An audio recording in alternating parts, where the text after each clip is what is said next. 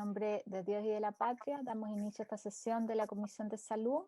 ¿Tenemos cuenta, señor secretario? Sí, señora presidenta. Se ha tramitado a esta Comisión de Salud un proyecto de ley en tercer trámite constitucional sobre suministro ininterrumpido de electricidad para personas electrodependientes. Proyecto que refunde dos boletines, el 11.338 y el 11.339. Enseguida debo dar cuenta de una petición que llegó en forma telefónica y se solicitó formalizarla mediante un correo. Sin embargo, como esto ocurrió en el curso del fin de semana, todavía no hemos recibido ese correo, pero todos hemos querido informar a la comisión para obtener un criterio y un pronunciamiento. Es una petición de la abogada señora Enza Alvarado, que es secretaria de la Corporación Fundamental, Centro de Justicia y Derechos Humanos, que solicita copia de la respuesta de la Superintendencia de Salud al oficio de esta comisión en que le pedía a la superintendencia un estudio comparativo de los valores que los prestadores de salud privados asignan a algunos exámenes de mayor demanda, distinguiendo la diferencia entre las prestaciones otorgadas en días hábiles o inhábiles. Me da la impresión de que esto puede haberse solicitado antes a la superintendencia, y si no se obtuvo respuesta, están buscando la respuesta aquí en la comisión. Por eso quería solicitar una decisión de la comisión sobre el hecho de distribuir o no distribuir esta respuesta de la superintendencia a la solicitante. Pero esos antecedentes son públicos en rigor, don Fernando. Yo creo que sí. Sí. Por lo menos por mi lado no hay ningún problema de entregarlos, se los entregamos en su momento además a los medios de comunicación. No se ha publicado, los oficios de nada no se publican, pero... Senador Chaguán. No, presidenta, yo creo que la información es pública y por tanto toda información que pueda requerir la comisión con este objetivo debe ser de libre recepción. El senador Quintero, eso ahí. De acuerdo. A quien lo pida, yo estaría disponible a entregarlo, por supuesto. Sí. Yo no sé si es posible, o sea, nosotros no tenemos ni una alternativa de bajada de estos oficios en la web, solamente el informe. Porque no está vinculado a un proyecto, a un boletín. Pero sí, si lo piden y el criterio es ese, se le puede entregar. De hecho, ya las dos comisiones que yo atiendo han tomado el criterio de publicar los comparados de los proyectos que están estudiando. Porque hay mucha gente que lo pide y de acuerdo con el reglamento deberían ser reservados. Pero la verdad es que si estamos publicando las sesiones, no tiene sentido que no se publique el documento sobre el cual está trabajándose. Exactamente. Ya acordamos así. Okay. Entregárselo. Sobre el primer punto, que es el proyecto electrodependiente, bueno, yo aprovecho de saludar, había saludado antes de partir formalmente la sesión al diputado Celis, el presidente de la Comisión de Salud en la Cámara, agradecerle la disposición que tuvieron para tramitar el proyecto electrodependiente, que es bien sentido y sobre todo además en tiempo de pandemia, eso tiene que ver con garantizar no solo la continuidad del servicio ante un corte, para personas de quienes muchas veces depende su vida, ¿no es cierto?, de estar conectado a una máquina que requiere la electricidad, sino también el poder establecer bien el catastro y que el uso de energía para las familias no tenga un costo adicional cuando es por estos motivos, que no es, a veces para algunas familias es significativo el costo, no así para la empresa, son un número acotado de casos y que además dentro de este catastro lo sigue el Ministerio de Salud, así que entiendo que le hicieron algunas modificaciones al proyecto, viene en tercer trámite y la idea sería en la próxima sesión conocerlas y poder enviarlo a la sala, porque creo que no debería haber mayor problema, entiendo que además trabajaron con la agrupación, los dirigentes también estaban de acuerdo con el planteamiento, pero aprovechar de agradecerle la celeridad de ese proyecto y lo dejamos en tabla para la próxima sesión. No sé si tenemos algo más de cuenta, secretario. No, señora presidenta, esa es toda. Sí. Entonces, hacemos pasar a nuestros invitados.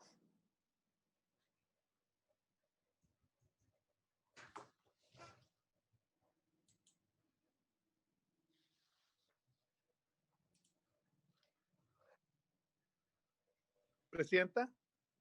Senador Chaguán.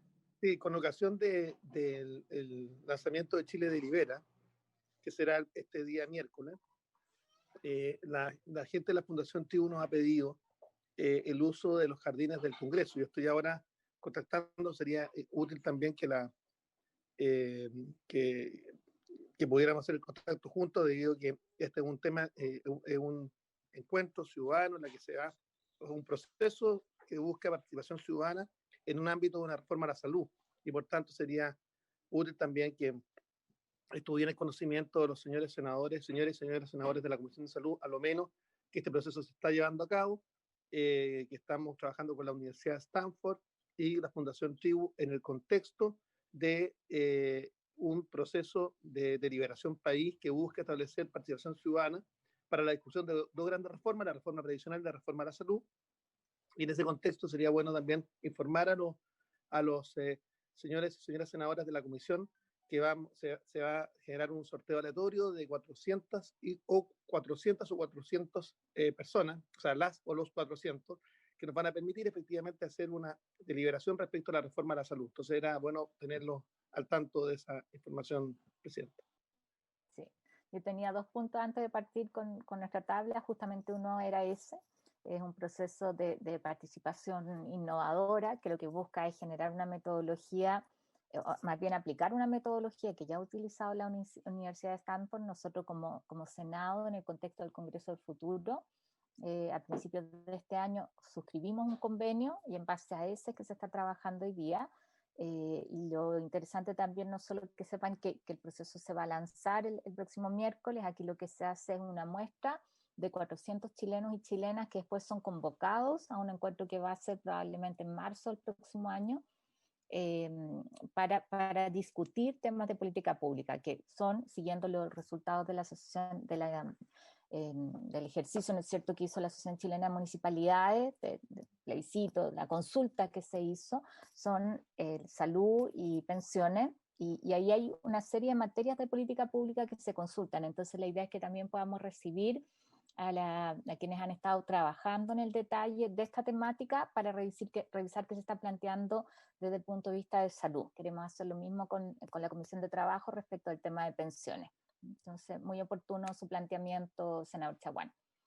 Y lo segundo que yo quería solicitar, y estaba esperando que estuviera conectada alguien del Ministerio de Salud, veo al doctor Enrique Acorcia y lo saludo, es mi preocupación por la implementación de la ley del cáncer. Nosotros en la ley establecimos que habían 3 meses para la publicación de los reglamentos. Creo que en forma bien inédita nosotros ayudamos a organizar a la sociedad civil, a hacer aportes al reglamento. Parte de eso fueron incorporados y lo vimos cuando se publicaron los borradores, ¿no es cierto?, para consulta pública. Sin embargo, el plazo de 3 meses ya se cumplió. Eso era el 2 de diciembre. Y no tenemos nosotros noticia del reglamento. A mí me parece que en una ley en que hemos trabajado tanto, que es tan importante hoy día, además cuando sabemos que hay ciertos diagnósticos de cáncer, en algunos cánceres que se han retrasado un 70%, o sea, se han dejado de hacer un 70% de los diagnósticos, o lo que hay en términos de lista de espera y lo dramático que es en términos de las consecuencias de la vida y sobrevida de las personas. A mí me parece que es bien inexplicable que esté este retraso. Entonces yo quiero pedirles a los colegas que podamos oficiar, el respaldo unánime para oficiar, para saber en qué condiciones está el reglamento de la ley, tanto los reglamentos que conocimos en la consulta, como el reglamento respecto del uso del fondo, que no venía incorporado ahí. A mí me preocupa, y lo quiero dejar constancia acá también, si bien he reconocido siempre en positivo la disposición que ha tenido el ministro de Hacienda en términos de resguardar recursos, pero nosotros habíamos, en el informe financiero de la ley, habíamos logrado que se contemplaran 60.000 millones para tratamientos de alto costo, aquellos que no están ni en la ley Ricardo Soto cubiertos, ¿no es cierto?, ni en el GES. Sin embargo, para el presupuesto del próximo año son solo 40.000 millones. Ahí reconozco, sí, lo explicité en el presupuesto, el que se establece la modalidad en que se van a usar, pasan por el Comité de Drogas de Alto Costo, el financiamiento viene vía FONASA. Creo que eso es un avance que nos permite a nosotros hacer el ejercicio de el seguimiento y el control en el buen sentido del término, pero son 40.000 millones, no son 60.000. Y eso significa probablemente tratamientos que se podrían financiar, o sea, necesidad existe, eso lo sabemos, y por lo tanto creo que es súper importante que el ministerio, yo entiendo que estamos con la segunda ola que ya llegó a algunas regiones, que el COVID nos complica, pero los pacientes con cáncer siguen estando ahí. y no los podemos invisibilizar, y que la ley sea una herramienta efectivamente para abordar estos temas. Presidente, ¿me permite? Sí, senador Quintero, después senador Chaguán. Presidente, ya que está el doctor Accorsi para que lleve el mensaje al señor ministro de Salud, la verdad que estamos muy preocupados porque las negociaciones en Hacienda están estancadas con el compromiso del bono COVID para los trabajadores de la salud. En la glosa 25 de la ley de presupuesto quedó establecido claramente que todas las materias relacionadas con el otorgamiento de un reconocimiento económico por parte del Estado para los funcionarios del sector salud, en virtud de la atención sanitaria derivada del COVID-19, será abordada en el contexto del proceso de la ley de reajuste del sector público. Eso quedó establecido tanto en la mixta como en la sala, etcétera. Y desgraciadamente esto se está desconociendo en la Hacienda. Yo por favor le pido a don Enrique Accorsi que tome nota y se lo transmita al señor ministro, porque el ministro dijo que estaba considerado, me lo dijo a mí personalmente, para que evitemos los problemas. Y lo otro, Presidenta, para no hablar más, este proyecto que vamos a ver en primer lugar, yo creo que démosle tratamiento rápido. Es un proyecto sencillo, pero muy importante. Yo creo que es muy poco lo que habría que agregar. Démosle un tratamiento especial, qué sé yo, para que pase luego a la sala. Lo mismo con el tratamiento, o el proyecto de ley de los electrodependientes. Están viviendo una situación muy, muy, muy dramática y creo que hagamos un fact-track en estos dos proyectos, por favor, se lo pido. Muchas gracias. De todas maneras, senador, comparto su preocupación. Vamos a pasar, por lo tanto, al primer punto de la tabla. Perdón, senador Chaguán, perdón. No, está bien. Tiene la palabra. No, me tomé demasiado en serio la solicitud del senador Quintero. No, yo quisiera agregar un tema a lo que usted planteaba respecto a la ley del cáncer, o sea, el reglamento de la ley del cáncer, que había una proyección desde el propio Ministerio de Salud que iban a fallecer más de 1.240 personas con cáncer a propósito justamente del contexto del COVID-19. Y esto yo diría que es un tema que se ha visibilizado poco, y eso hablaba básicamente de las demoras en el diagnóstico por una parte, y segundo en el tratamiento, en el cumplimiento del tratamiento. Entonces es muy importante visibilizarlo y por eso redoblar el esfuerzo para los efectos de pedirle al ministerio. Y lo segundo, por su intermedio al senador Quintero, yo he estado en contacto con los gremios de la salud, hay 8 gremios que están negociando, por lo menos he tenido contacto con un par de ellos, entre ellos Ernesto Rojas, de la Autoridad Sanitaria, y señalarle claramente que yo intervine con el ministro de Hacienda, y él me señaló que este era un problema de la Dirección de Presupuesto y que era muy cuidadoso respecto a las atribuciones. Entonces, también pedir a la Dirección de Presupuesto, a lo mejor por oficio, el cumplimiento de lo acordado en la propia discusión de la ley de presupuesto. Eso era, presidente. Perdone, presidenta, al colega Chaguán.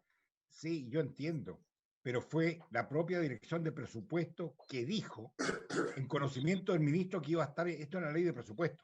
No empecemos con... No, estamos de acuerdo, estamos en la misma discusión y en la misma posición, senador Quintero. Pero apretemos los dos. Yo lo que digo, no tengamos problemas posteriores. ¿Para qué cuando podemos solucionarlo antes? Obvio. Eso es.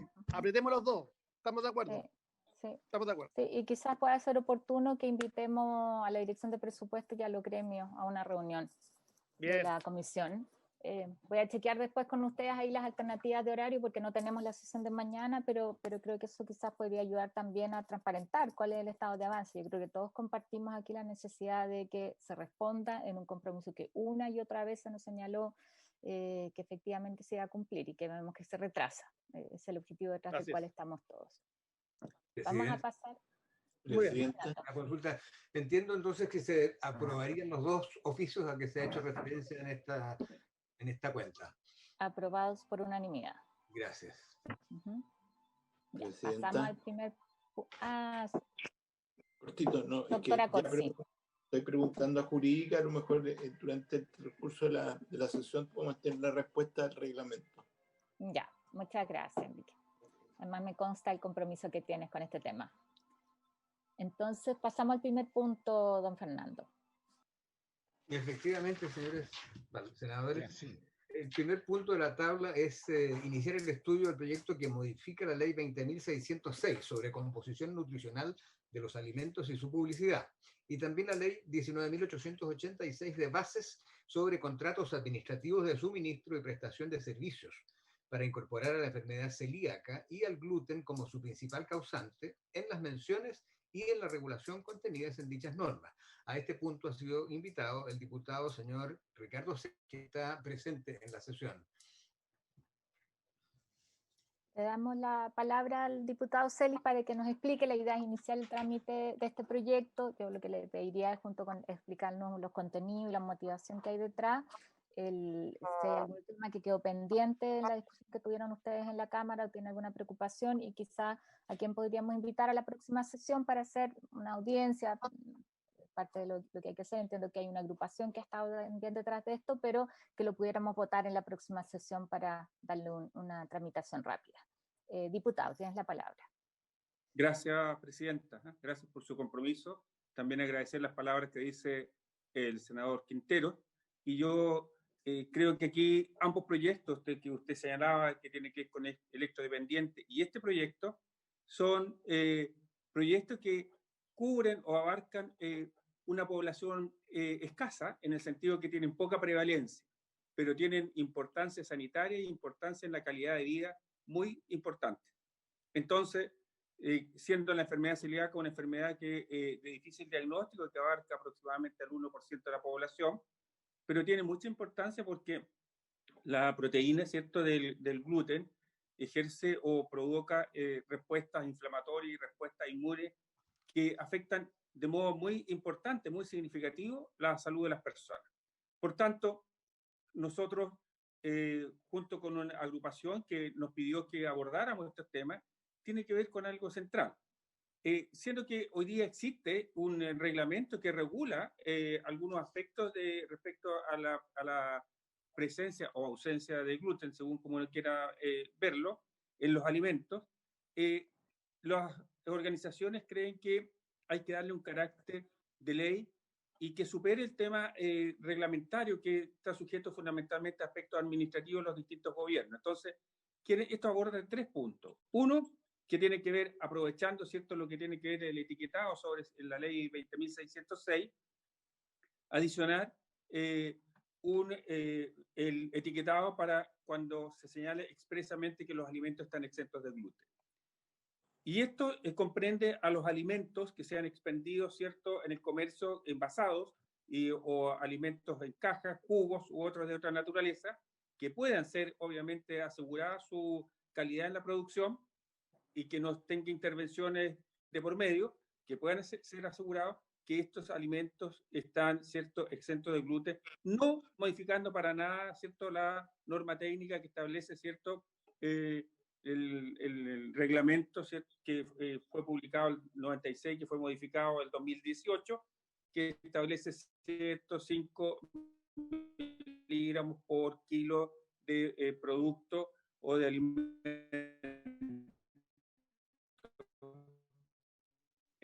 según corresponda. Entonces, una de expresar cuántas calorías tienen los alimentos, se señala expresamente si lo que la persona está consumiendo o está llevando a su hogar está exento de gluten con la seguridad sanitaria que corresponde. Segundo, cosa que aborda el proyecto tiene que ver con cosa que contempla la ley 20.606, que tiene que ver con un aspecto muy relevante, que es con la educación. Como decía, es una enfermedad de difícil diagnóstico.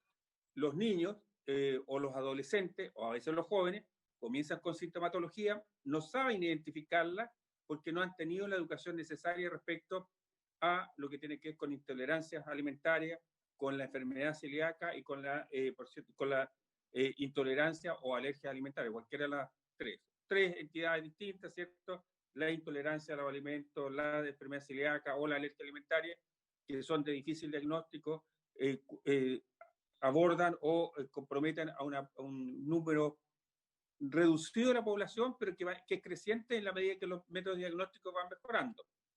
Así es que creemos que aquí también se aborda de tal manera que esto sea incorporado también tanto en la educación prebásica, básica, ¿cierto?, como media respecto a un elemento. Y un tercer elemento que también es importante, que es modificar la ley sobre compras públicas, de tal manera que cuando Junaep o por los medios que hoy día utiliza, ¿cierto? La educación universitaria respecto a alimentación a los estudiantes, contemple como alternativa ofrecer una parrilla, ¿cierto?, respecto a alimentos que estén exentos de gluten. Así como hoy día los jóvenes pueden ir a un casino y si son diabéticos hay un régimen diabético, o si son hipertensos hay también alimentación que esté exenta de sal o que sea adecuada para el paciente hipertenso o la persona hipertensa. También existe esta alternativa para aquellas personas que tienen una enfermedad celíaca. Y finalmente, otro aspecto que tiene que ver con este tema es que en lo que es la administración pública, en los casinos, en los cafés, de todas las entidades de la administración pública, esté contemplado también la posibilidad de ofertar a las personas alimentos libres de gluten. Las organizaciones nos decían, pucha, ojalá que cuando uno se sube en avión o vaya en alguna parte, tenga la posibilidad y le ofrezcan algún menú, también existiera esa posibilidad. Pero por lo menos este es un paso importante que regula aquello donde sí podemos regular: cárceles, órganos del Estado, colegios, universidades, para que se le oferte a las personas que vayan a adquirir o alimentarse alimentos que estén exentos de gluten con seguridad sanitaria. Hay un elemento importante porque dice que también la ley, el proyecto, que finalmente todos los negocios, excluyendo a los micro, al pequeño, para que el negocio de la esquina, ¿cierto?, el negocio de barrio, donde tenga esta obligación, si es que no lo desea tener, ofertar alimentos libres de gluten, pero los que sí lo ofertan, y que son generalmente los supermercados, las grandes líneas, tengan un área separada con seguridad sanitaria para que no haya alimentación cruzada, ¿cierto? No haya cruce y de contaminación cruzada entre los alimentos que estén exentos de gluten o no, y esté seguro. Entonces, cuando la persona va a comprar, cuando llega el usuario, la persona celíaca, va y sabe expresamente que en ese supermercado, en ese lugar, va a encontrar alimentos que estén con seguridad sanitaria, que estén exentos de gluten y que la contaminación cruzada sea una cuestión casi ausente, que la idea fundamentalmente que se asegure en ese sentido.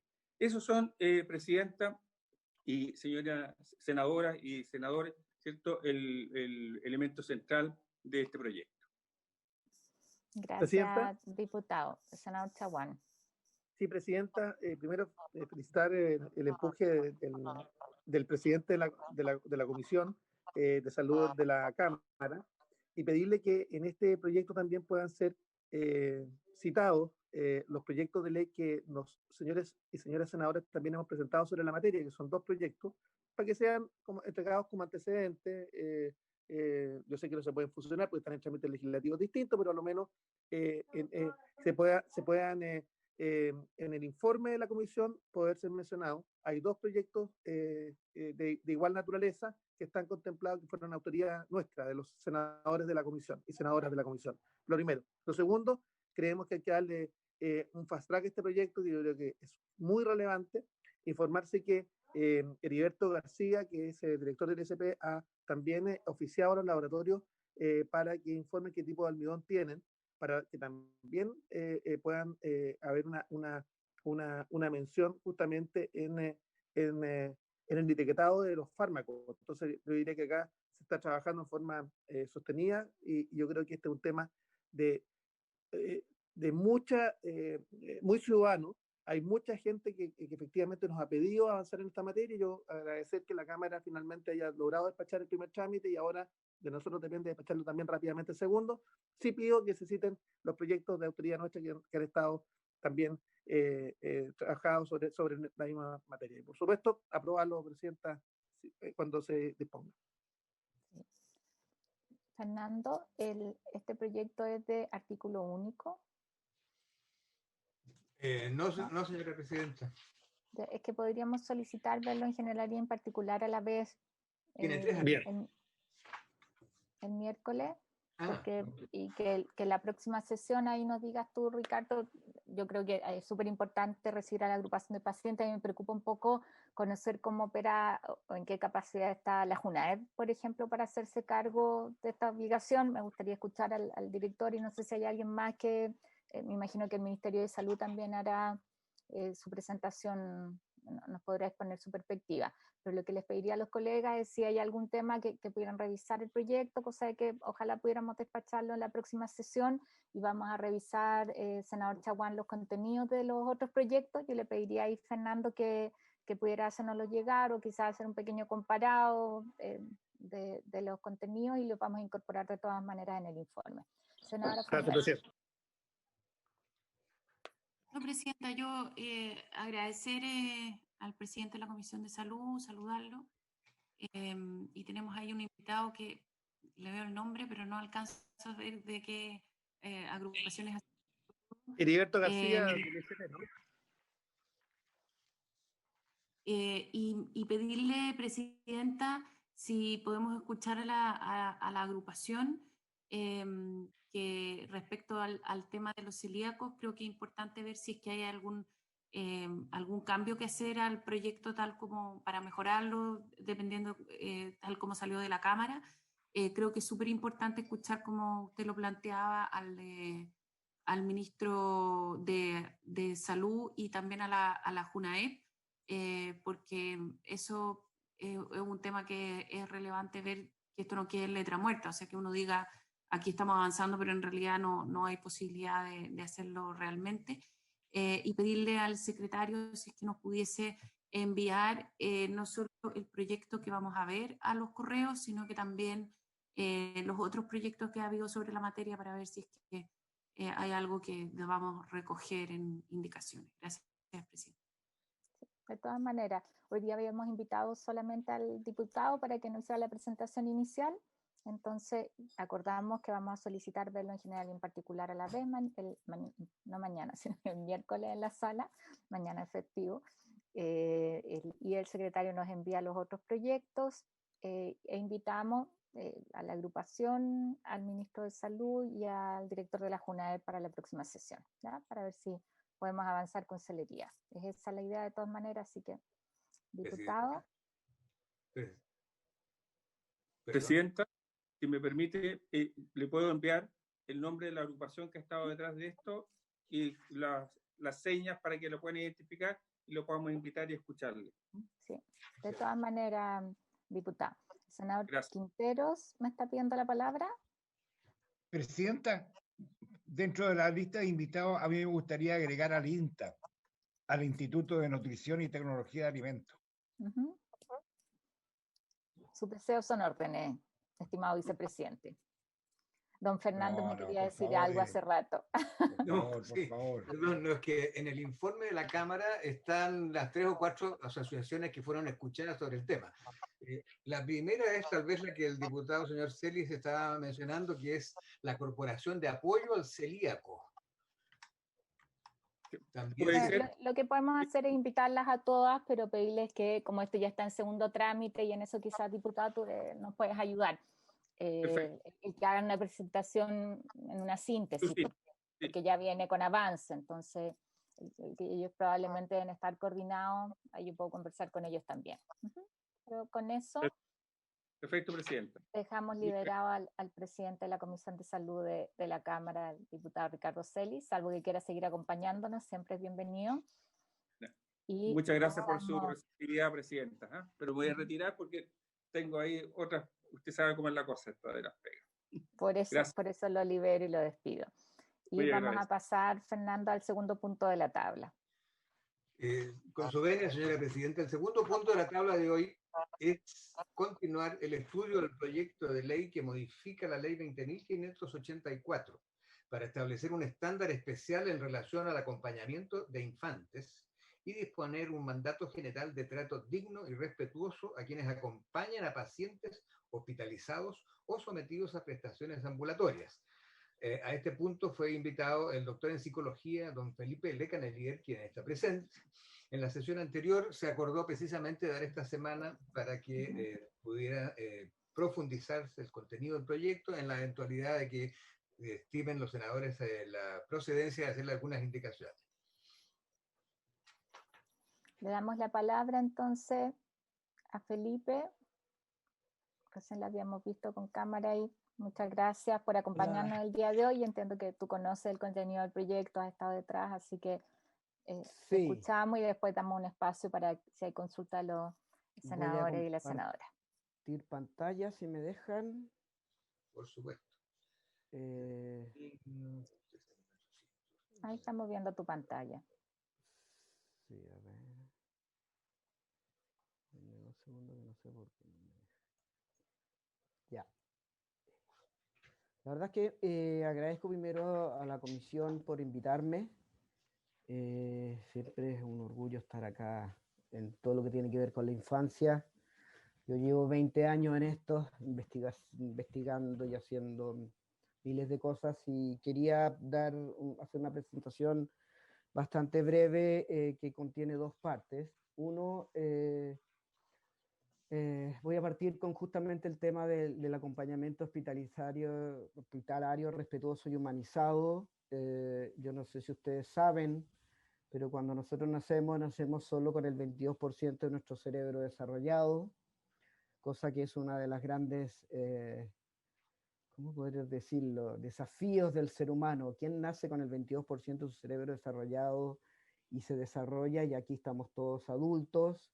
A los 3 años el niño ya ha desarrollado el 60, 70, 80%. A los 4 el 80% de su cerebro está desarrollado. Entonces, tenemos un desafío que va a tener que ver con la segunda parte que voy a mostrarles, de que en el fondo prácticamente el 80% del cerebro del niño se desarrolla durante los primeros 4 o 5 años. Dentro de ese desarrollo, el alimento fundamental de la arquitectura y de la funcionalidad del cerebro depende de cuánto un adulto lo mire, le hable, le acaricie, lo toque. Mientras más contacto haya, mejor desarrollo del cerebro. Yo no sé si ustedes conocen esta foto, y les pido a las personas porque tienen hijos que me escuchen para que se den cuenta. Este es un estudio que se hizo donde se comparó a niños de 3 años y se les midió el tamaño del radio cerebral y se les comparó con niños que tienen exactamente la misma edad, pero que están en lo que podríamos llamar residencias del Sename. La diferencia es que este niño no es que haya sido menos alimentado, no es que haya sido menos estimulado que la gran diferencia es que a este niño no lo tocaron, no le hablaron, no lo acariciaron, y por eso consideramos que el contacto directo del cuidador con el niño en la caricia, en el momento de la hospitalización, esto ya no es ni siquiera un tema de afectividad y no es un tema ni siquiera de cariño. El cariño y la caricia y la visualización literalmente estructuran la morfología del cerebro. Ustedes pueden creerme que estos dos niños tengan exactamente la misma edad y que la única diferencia es que a este de la derecha no le hicieron cariño, no lo miraron, no lo tomaron en brazos, no le hicieron cariño mientras lo mudaban. Para contarle un poco rápidamente, este niño que ven a la derecha tiene 3 años, pero tiene el tamaño del cerebro de un niño de 1 año, 4 meses. Es decir, por cada mes que este niño estuvo institucionalizado o lejos de alguna figura de cuidado, perdía 1 mes. Quiero contarles una anécdota solamente para que se entienda. Los investigadores llamaron a neurólogos y radiólogos sin decirles absolutamente nada y les mostró estas fotos de estos niños y no les dijo nada de qué se trataba el estudio ni de nada, sino que les preguntó ¿qué cerebro ves acá? Y el 95% de los radiólogos, neurólogos dijeron, bueno, fácil, este es el típico cerebro de un paciente con demencia senil o con Alzheimer avanzado. Y cuando el investigador les dijo, no, son niños de 3 años, ellos dijeron, esto es imposible. No puede ser que la falta de cariño, de contacto, de caricias, de regulación del estrés, genere un cerebro de un niño de 3 años que tiene la morfología de la de un cerebro de un paciente senil o con Alzheimer terminal. Pero vamos a lo que nos convoca. La verdad es que el acompañamiento humano Un acompañamiento constante, a esta altura es lo que llamamos un gold estándar, pero en la ciencia uno no se complica tanto la vida. Cuando yo quiero saber de un tema, lo único que yo tengo que hacer es buscar cuál es el artículo más importante del mundo sobre el tema. Es decir, yo tengo que buscar un artículo que sea recién publicado, es decir, 2018 es la última publicación, que sea un metaanálisis. ¿Qué significa un metaanálisis? Que yo tomo todos los estudios que muestran el efecto del acompañamiento respetuoso y yo hago un estudio de ese estudio. Y que más encima haga una revisión de todos esos estudios. Esta es la última revisión sobre el acompañamiento familiar respetuoso y los datos son absolutamente 73 estudios. Los datos son absolutamente irrefugables. Esto es un tema que casi ni siquiera deberíamos estar hablando. El acompañamiento familiar es un gold estándar. Gold estándar significa que es que cualquier clínica que tenga la sección de neonatología, si no aplica acompañamiento familiar, en verdad se está alejando de lo que es el criterio de oro o el criterio necesario. Lo otro que se ha encontrado es que el acompañamiento familiar, o lo que llaman el cuidado centrado en la familia, reduce el periodo de hospitalización y las probabilidades de readmisión del niño. Pero ¿cuál es la gran conclusión? Al final, que es de ya la última palabra, es que mientras más los padres están cerca de los niños, mientras más tienen la oportunidad de poder tocarlos, hablarles, acariciarlos, tomarlos, mientras mayor presencia, los resultados son clarísimos, que lo primero hace es que reduce el tiempo de hospitalización del niño, después reduce las posibles complicaciones físicas secundarias que pueda tener el niño, relacionadas específicamente con el desarrollo psicomotriz y también con el desarrollo socioemocional del niño. Se encontró que mejora la alimentación y el niño recupera mucho más rápido el peso mientras más acompañamiento. Es interesante, hasta se encontró que yo puedo medir el número de visitas de los padres y lo puedo correlacionar con la recuperación del peso y alimentación, y la correlación es casi como perfecta. Entonces eso es algo que no se suele dar en la ciencia. Y lo otro que se encontró, que también es muy bueno, es que mejora todo el tono muscular y todo el neurodesarrollo general del niño. Entonces, de la parte por lo menos de la ciencia, no hay duda, no hay investigaciones contradictorias. De hecho, el acompañamiento familiar, yo aproveché de conversar con algunos colegas y conocer a algunos colegas de otros países y me decían, o sea, es obvio que tienen que hacer una ley de esto. Muchos la tienen hace 10, 20 años. O sea, me dice, estos son de estos temas que no requieren ni discusión, ni duda, ni nada. La evidencia es completamente irrefutable. Esa es de mi parte en relación al tema del acompañamiento familiar. Así que no hay nadie podría dar alguna evidencia que vaya en contra de que se apruebe esta ley, porque es más que necesaria y realmente los beneficios para el niño son absolutamente impresionantes. Yo pedí, Marcela Sabat me invitó a hablar de esto, y yo llevo molestando a harta gente hace tiempo, como a la senadora Rincón, he podido hablar con harta gente, porque resulta que nosotros hace 10 años empezamos a hacer unos estudios que se llaman multiculturales, es decir, empezamos a hacer estudios de niños chiquititos de 1 a 5 años, en donde quisimos compararnos con varios países, como es Chile. ¿Cómo está la salud mental de los niños de 1 a 5 años en Chile? ¿Cómo está su desarrollo socioemocional? Y la conclusión que después de 10 años de estudio, y ahí pido por favor toda la atención, sobre todo aquellos que tenemos hijos, porque esto es gravísimo, es peor que perdonen que le diga y no estoy exagerando, es peor que el COVID. Y encontramos después de 10 años de que hay una epidemia de salud mental en niños de 1 a 6 años, y hay una epidemia de infelicidad y de bienestar emocional. Yo no quiero aburrirlos con artículos, y por eso es que voy a ser súper simple y súper básico. Este es un estudio, el primer estudio que publicamos, nos juntamos 24 países, 24 equipos de investigación, y lo que hicimos fue evaluar a niños de 1 a 5 años, y evaluamos todos los problemas de salud mental: depresión, agresión, problemas para dormir, problemas para concentrarse, problemas para aprender a prestar atención, angustia, trastornos del sueño, agresión, evaluamos todo.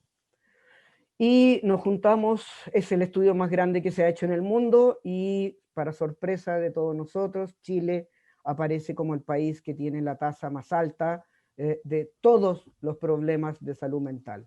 Problemas de salud mental se dividen en si son externalizantes, es decir, si el niño siente estrés, la echa para afuera, como diríamos, hace una pataleta, se enoja, está irritable, a los internalizantes, que es donde el niño se guarda, por alguna razón se guarda su estrés y empieza a vivir la procesión por dentro, ¿ya? Este estudio fue todo una cosa impresionante. Desgraciadamente yo me demoré 7 años. Lo publicamos en las mejores revistas del mundo. Yo me demoré 7 años a que alguien me escuchara en relación a este estudio, y lo hizo un periodista que más encima hizo mal el reportaje. Pero en fin, para que entiendan un poquito, ustedes ven una línea horizontal acá. Esta línea horizontal significa que todos los países que están por encima de esta línea podríamos relacionarlo como que están diagnosticados con COVID y necesitan urgente una hospitalización. Es lo que nosotros llamamos el ámbito clínico, es decir, son países que están en un riesgo extremo y necesitan urgente que alguien los ayude. Y está Chile, Lituania, Taiwán, Turquía, Irán, Singapur y Rumania. No les digo estos países por al azar, sino porque esto se vuelve a repetir. Las pocas personas que nos escucharon nos dijeron, es un estudio, cuando tú haces ciencia, tú haces replicabilidad. Tú necesitas demostrar de que tus resultados se repiten. Bueno, se repitieron. Volvimos a hacer otro estudio en otro momento, por ahí por el año 2003. Aquí evaluamos a los niños en la familia y aquí evaluamos a los niños en el jardín infantil. Nos juntamos 16 países y lo mismo, evaluamos todos los problemas de salud mental. ¿Y qué es lo que encontramos? Que no somos ya número 1, somos número 5. Seguimos estando en la línea de gravísima de hospitalización de COVID urgente, de epidemia, porque eso es lo que trata de mostrar la línea, y nos ganaron Rumania, Irán, Lituania y Kosovo.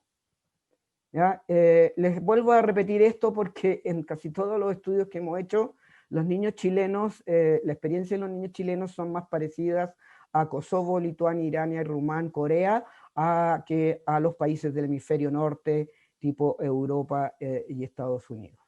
¿Ya? Nosotros teníamos 2 estudios, estos son de los 2 estudios más grandes que se han publicado en el mundo, y Chile aparece con 2 muestras diferentes, en 2 momentos diferentes, controlando nivel socioeconómico, que acá hay una epidemia. Pero no nos quedamos ahí. Yo ya no quería saber solamente el tema de la salud mental, creamos un consorcio internacional de investigadores a través del mundo destinado a entender, a estudiar la felicidad en los niños y su emocionalidad. ¿Y qué es lo que hicimos? Nos juntamos 4 o 5 países, Chile, Corea, Polonia, Estados Unidos, que es este gráfico que está acá. Y para que solamente entiendan lo más básico del mundo, las barras más altas son todas Chile. ¿Ya? Es decir, Chile gana en el doble en afectividad negativa, gana en el doble en miedo, gana en lo que es una variable que se llama disconfort, que son niños que no están contentos con su vida. Estamos hablando de niños de 1 a 5 años. ¿Ah? Ganó en todo lo que es miedo, impresionante, timidez y todo lo que es infelicidad y depresión. 3 estudios, 3 mega estudios, muestras diferentes, instrumentos diferentes, todos niños de 1 a 5 años, y acá hay una epidemia que nadie quiere hablar. Nuestro último estudio, que lo publicamos el año pasado en Estados Unidos en un libro muy grande, uno de los más grandes, nos juntamos 14 países, pero esta vez quisimos hacer algo mucho más. Ya no quisimos solamente hablar de la salud mental y el bienestar emocional, quisimos hacernos esta pregunta: ¿cómo criamos a los niños en Chile? Para que entiendan un poco, este gráfico es muy simple. Mientras más oscuro es el país, más problemas de salud mental tiene, peor bienestar emocional tiene y peores prácticas de crianza tiene. ¿Ya? Los peores países fueron Rusia, China, Chile y Brasil. Entonces tengo esto ya 4 estudios, 4 mega estudios. Chile sigue saliendo una y otra vez durante 10 años. O sea, esto ya no es, esto no estoy inventando yo, esto lo hemos conversado con colegas internacionales. Mis colegas internacionales me dicen, pero Felipe, esto no se suele dar en la investigación.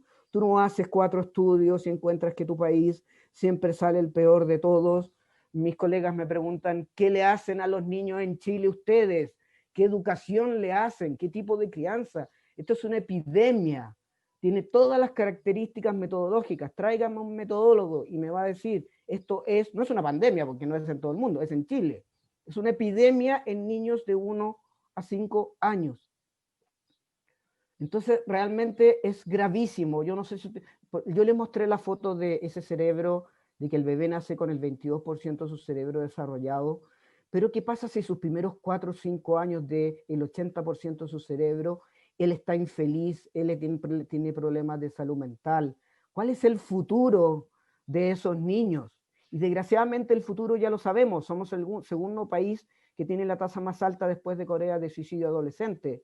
Acaba de salir, somos el país que más consume marihuana en todo Latinoamérica y el suicidio adolescente ha aumentado en un 250% en los últimos 4 años.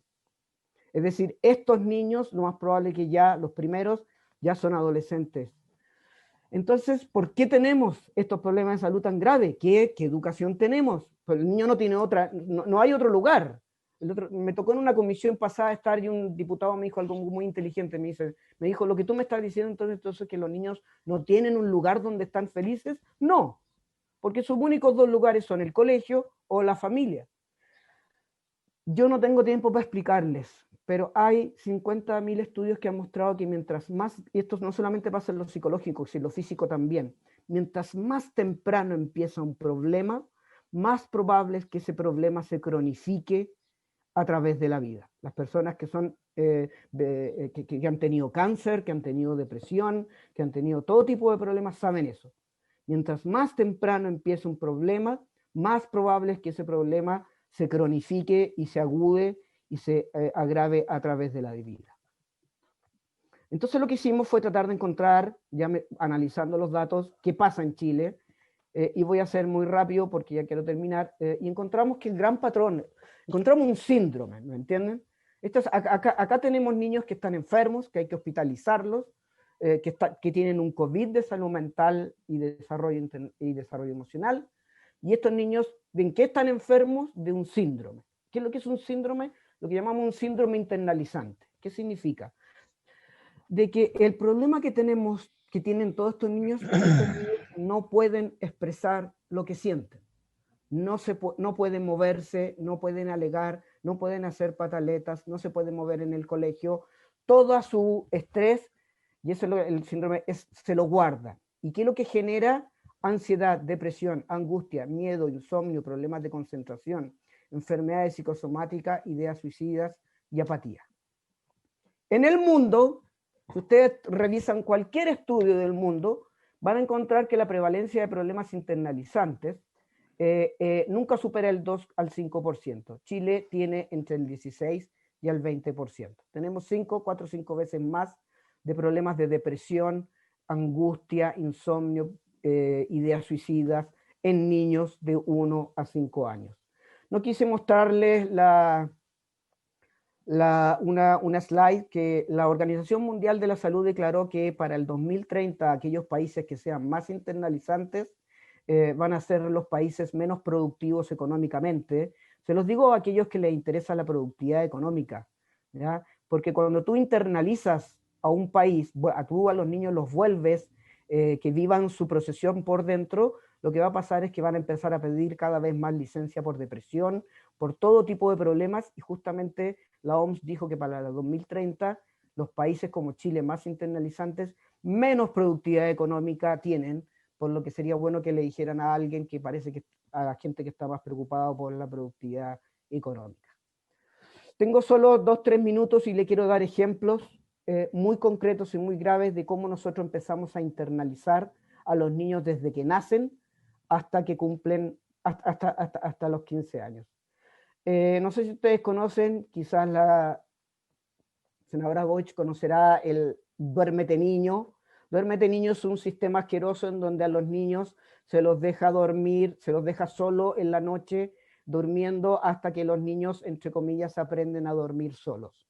¿Ya? Ahora ya hay miles de estudios que el Duérmete Niño baña el cerebro de cortisol, de hormona del estrés. Es una práctica que está casi ya no solamente prohibida.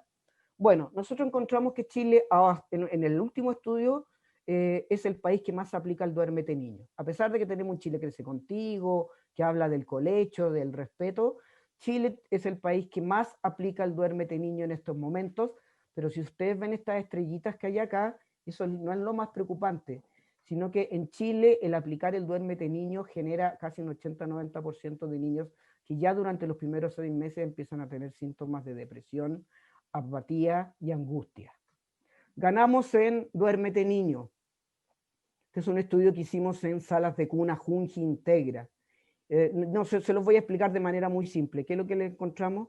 Que un niño a los 2 meses de estar en una sala de cuna Integra, el 37% de ellos deja de llorar, deja de pedir ayuda, deja de pedir brazos, y solo 2% de los niños siguen llorando, solo con estar 1 o 2 meses en alguna sala cuna. Y esto es un estudio que hicimos en varias regiones y es grande. Miren, por favor, el nivel de miedo de las niñas comparado con Corea. Ustedes saben cómo es Corea, lo más probable es que saben que es mejor que yo. Corea es un país machista, exitista, elitista, tiene la tasa después de nosotros más alta de suicidio del mundo.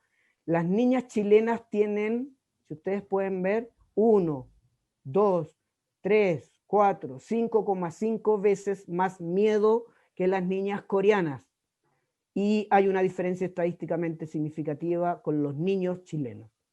¿Por qué una niña entre 16 y 38 meses tiene más miedo que el país que genera más miedo a las niñas? Ustedes saben que en Corea nace una niña y es como una lata, ¿me entiendes? Es como, bueno, ya, habrá que criarla nomás.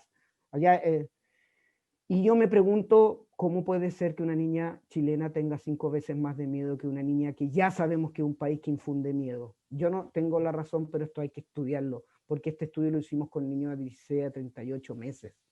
Esto es gravísimo. Yo no estoy inventando los datos, está todo súper controlado. Somos el país que más castiga, grita y aplica el tiempo fuera. Ándate para tu pieza, ándate a la esquina del pensamiento, ándate a la sala del director. Ganamos por lejos como el país que más grita, castiga, aplica el tiempo fuera. Somos el país que más en niños de 16 a 40 meses le pasamos el celular y el tablet a los niños. 16 a 40 meses. Ganamos en eso. ¿Y saben por qué les pasamos el tablet a los niños? Y todo esto es parte del síndrome internalizante, ¿me entienden? Todo esto es parte de criar a niños en donde la idea es que ellos sean como unos autómatas, que no tengan su opinión, que no lloren, que no griten, que no se muevan, que no molesten, que yo tengo que trabajar. Crear niños que se empiezan a aguantar el estrés. Y cuando llega la adolescencia, las alternativas son el suicidio, el intento de suicidio y el consumo de drogas. ¿Y qué es lo que encontramos? Chile es el país que más le pasa celulares a los niños de 16 a 40 meses. Yo digo que el celular es como el chupete del siglo XXI, ¿me entiendes? ¿Para qué les pasan el celular? O para calmarlos, o porque si yo estoy trabajando le paso el celular y lo alejo de mí. Este es un estudio, estoy terminando, le preguntamos a miles de niños de Arica a Punta Arenas, víctimas de bullying, les preguntamos si a ti te hacen bullying, a ti te surge ir a pedirle ayuda a alguien de tu colegio. El primer estudio que hicimos nosotros hicimos el primer estudio en Chile de bullying, el año 2003 encontramos que el 0,2% de los niños dicen que se atreven a pedirle ayuda a alguien del colegio si sufren bullying. Nuestro último estudio del año 2000 y tanto aumentó a 5%. El 5% de los niños dicen que se atreven a pedirle ayuda a un profesor. Les preguntamos por qué y nos dijeron para qué si no va a hacer nada y para qué si me trató de ayudar y me terminaron haciendo más bullying. lo que tiene que ver con todo. Si quieren me invitan de nuevo y les muestro todos los estudios que tenemos sobre la educación chilena, que es literalmente un patógeno. Es todo lo opuesto a lo que 20 años de investigación dicen que tenemos. Y para terminar, hicimos un estudio muy grande financiado por Fondesit el año 2004, donde encontramos que el 70% de los niños tiene apego seguro y 10% tiene apego internalizante, lo que era muy bueno, pero volvimos a hacer otro estudio evaluando cortisol y todo eso, y que encontramos que pasamos del 10% de internalizante en el 2004 a un 40% en el 2014. Es decir, avanzamos 30% de depresión, internalización, evitación en 10 años.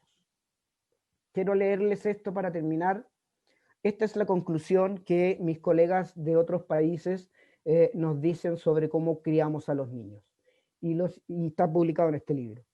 La evidencia muestra que la crianza y la educación chilena es una en donde no se permite la expresión del estrés, se usan técnicas conductuales de malos tratos, retar, castigar, time out, duérmete niño, y la prohibición y el control del niño parecen ser más importantes que la conversación, el juego y la libertad de expresión de sus necesidades infantiles. Por eso están tan enfermos los niños, por eso tenemos una epidemia de salud mental. Yo estaba en conversaciones, yo se le presenté esto a Carol Bowen, también lo presenté a Jimena Rincón, ella me dijo esto hay que hacer algo, ella se quedó hepaté, como dicen, se quedó para adentro, me pidió un proyecto que entiendo que se está evaluando sobre cómo podemos hacer algo por esto. Yo llevo 20 años en esto, así que yo participé en la creación del Chile Crece Contigo, de hecho. Pero esto es grave. Esto es realmente grave. Yo ya no sé cómo decirlo, no sé a quién decírselo, yo ya no sé cómo poder transmitir esto. Esto no es, o sea, así como hay un COVID de salud mental en la peor población que tiene que tener enfermedades, que es los niños de 1 a 5 años. Ya no hacemos más estudios. Son 5 estudios y la verdad es que a mí esto ya me duele en el alma. Vivir en un país que tiene la peor infancia. A los niños chilenos no hay que mirarlos como los niños de Uruguay o de Argentina, hay que mirarlo como los niños de Bangladesh, de Lituania, de Rumania. Así vive la vida de los niños. Eso. Presidenta. Senador Chaguán.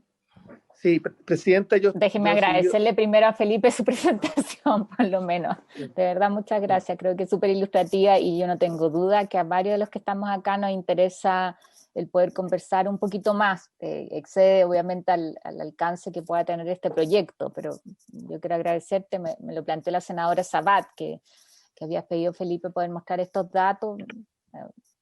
Recuerdo cuando dimos la pelea por la extensión del postnatal en su momento de 3 a 6 meses y lo que costó poner sobre la mesa los datos que justificaban, pero con crece el costo, entre comillas, económico, que quedó demostrado además que al contrario, que facilitaba muchas veces la interacción del empleador con la mamá trabajadora, pero creo que hay acá algo que hay que ver, ¿no? A mí me tocó conocer la realidad de Islandia, que veía en los estudios que mostrabas que es el segundo o el primer país a propósito de la implementación del modelo islandés.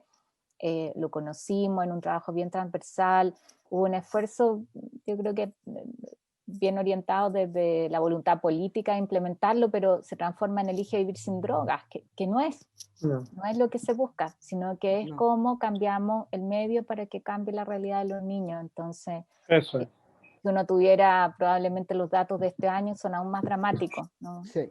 Aún más dramáticos de lo que hemos hecho, de lo que hemos sometido a los niños, no sé, dónde han estado las prioridades. Así que creo que esto abre una conversación que excede obviamente al tiempo de acompañamiento que nos plantea y al tipo de acompañamiento que nos plantea el proyecto, y le voy a dar la palabra al senador Chaguán, dejando esto planteado, que hay una conversación pendiente que no quiero dejar de recogerla. Sí, Presidenta, simplemente señalar que yo he seguido los estudios de Felipe Lecanenier sobre los temas que hizo en relación con la salud mental de nuestros niños, niñas y adolescentes. Básicamente es por eso que, como usted bien dijo, cuando empujamos conjuntamente y con otros miembros de la comisión la extensión del postnatal y convencimos al gobierno del presidente Piñera de aquello, o cuando presentamos un proyecto de ley para establecer prioridad para la atención en salud para los niños, niñas y adolescentes, que también es un proyecto que está en esta comisión, y que lo estamos despachando prontamente, esperamos, o cuando hay efectivamente atención respecto de las situaciones que se encuentran los niños en los hogares colaboradores del CENAME, o la necesidad de desinstitucionalizar a los infantes que tienen medidas de protección. O sea, estamos hablando en general justamente de estos temas que dicen relación con qué país queremos construir para adelante. Y yo he sido uno de los que ha denunciado, junto con muchos otros seguramente, el tema de las altas cifras de suicidio, no solamente en niños ni adolescentes, que somos por lejos el país de América Latina con más suicidios, sino que también se reflejan en los adultos mayores, perdón, del mundo, sí, pero también se reflejan en los adultos mayores, porque en los adultos mayores también se profundiza justamente la sensación de soledad y también de una cultura que se ha instalado desde el punto de vista del desarrollo de la individualidad y no desde lo colectivo. Entonces, ¿cómo somos capaces de fomentar el apego? Y la estimulación temprana es fundamental. Entonces, yo simplemente señalar, presidente, que nosotros deberíamos tener una asociación estratégica con Felipe para poder sacar estos proyectos que están en el contexto de la comisión.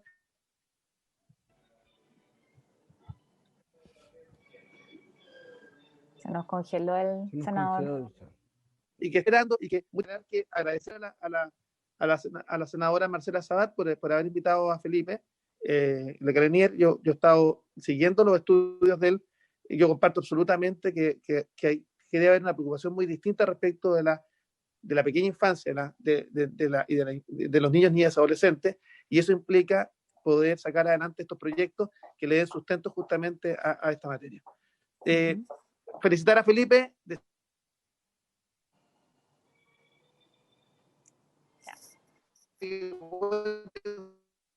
Con nosotros ir el relato que nos ayuda a construir para sacar adelante los proyectos que hemos presentado y otros tantos que podrán surgir eventualmente. Gracias, presidente. Gracias, senador. Senador Quintero. Muy breve, presidenta. Felicitar por el extraordinario trabajo que nos ha presentado Felipe de Grenier. La verdad que esto nos reitera la necesidad de aumentar y mejorar la cobertura de salud mental en Chile. Y además yo creo que abordar el trato de los usuarios de nuestro país. Y también, me reconfirma la idea de que tenemos que acelerar la legislación de estos temas, presidente. La ley de salud mental está hace tanto tiempo y cada día tenemos mayores problemas, sobre todo en los jóvenes, en los niños. Así que yo primero felicitar, la verdad que uno queda realmente impresionado con los datos que él da. Realmente este es un asunto que, claro, sabíamos que no estábamos bien, pero nunca al extremo que él nos ha presentado. Así que yo realmente lo felicito y le agradezco a la colega Sabat haberlo invitado. Nada más, presidente. Gracias, senadora Fonbel. ¿Está pidiendo la palabra? Presidenta. Sí. Tiene la palabra, senadora. Gracias, presidenta. Agradecer a nuestro invitado, a la senadora Sabat. Estos son números que son súper impactantes y tienen que preocuparnos, evidentemente no solamente en el ámbito de la salud, sino que también en el ámbito de la educación. Quisiera hacer una pregunta así. Es un tema súper grande, pero aquí nosotros estamos viendo el tema súper específico del cuidado de los niños que están hospitalizados, y ahí el foco en la investigación obviamente se hace entre los 3 y los 5 años. Pero mi pregunta es, yo me imagino, pero esto por puro ser mamá, digamos, de que este cuidado para los niños que están hospitalizados no es solo importante hasta una cierta edad, sino que yo creo que es súper relevante hasta que el niño es adulto. Como nosotros tenemos que legislar al respecto, mi consulta es debiéramos, o sea, yo solo instintivamente diría hasta los 18 de todas maneras, porque yo tengo una hija de 16 que si es que está hospitalizada, obviamente va a necesitar que nosotros podamos acompañarla. Un poco mi pregunta es si es que se puede hacer ahí un corte o mejor que no. Yo tiendo a pensar que mejor que no, pero me gustaría ahí quizá un respaldo un poco más desde la perspectiva de la ciencia o de la investigación de lo que conocen, digamos. Yo tiendo a pensar que debiera ser de todas maneras y obviamente hasta los 18, pero quisiera escuchar la respuesta. Gracias, presidente. Gracias, senadora. Perdón, si puedo... Sí, déjame añadirte, Felipe, una pregunta adicional para que puedas hacerte cargo de ambas. Sobre el proyecto específico, una preocupación que ya manifestamos en la sesión anterior es que esto queda en términos demasiado gruesos. Nosotros podemos avanzar en la ley estableciendo el principio, estableciendo el derecho, pero tiene una bajada práctica. Para nosotros es bien importante en esto el compromiso que asuma el Ministerio de Salud específico, porque voy desde si una mamá tiene que quedarse acompañando en la noche a su hijo, que tenga una cama, o sea, tenga un espacio donde pueda estar. Estoy hablando de esas cosas que a veces es donde falla, entonces nosotros podemos hacer una ley que en el texto sea muy bonita, pero lo importante es que esto también sean cosas factibles de realizar, donde tenemos el gold standard, o sea, tenemos el máximo al que aspiramos y eso tenemos que ponerlo en concreto qué significa, pero también ir trazando un camino con prioridades. Entonces, si tú nos pudieras ilustrar cuáles son las cosas más importantes en la situación hoy día que uno debería garantizar. Yo creo que lo que hicimos con el SANA, por ejemplo, fue súper clave, o sea, es una ley de las que deberíamos tener muchos más, pero eso alcanza para un acompañamiento, o sea, garantizarle 90 días a los papás de niños con cáncer, a los que tienen trasplante, a los que están en etapa terminal, ahora 45 días a los que tienen un accidente gravísimo. Nos quedan fuera un montón. Entonces, si nos pudieras ayudar para la bajada concreta de cuáles serían las primeras cosas o las cosas más relevantes de considerar. Y la senadora Sabat me está pidiendo la palabra, si te parece, Felipe, terminamos con ella y después tú cierras haciéndote cargo de la respuesta. Senadora Sabat.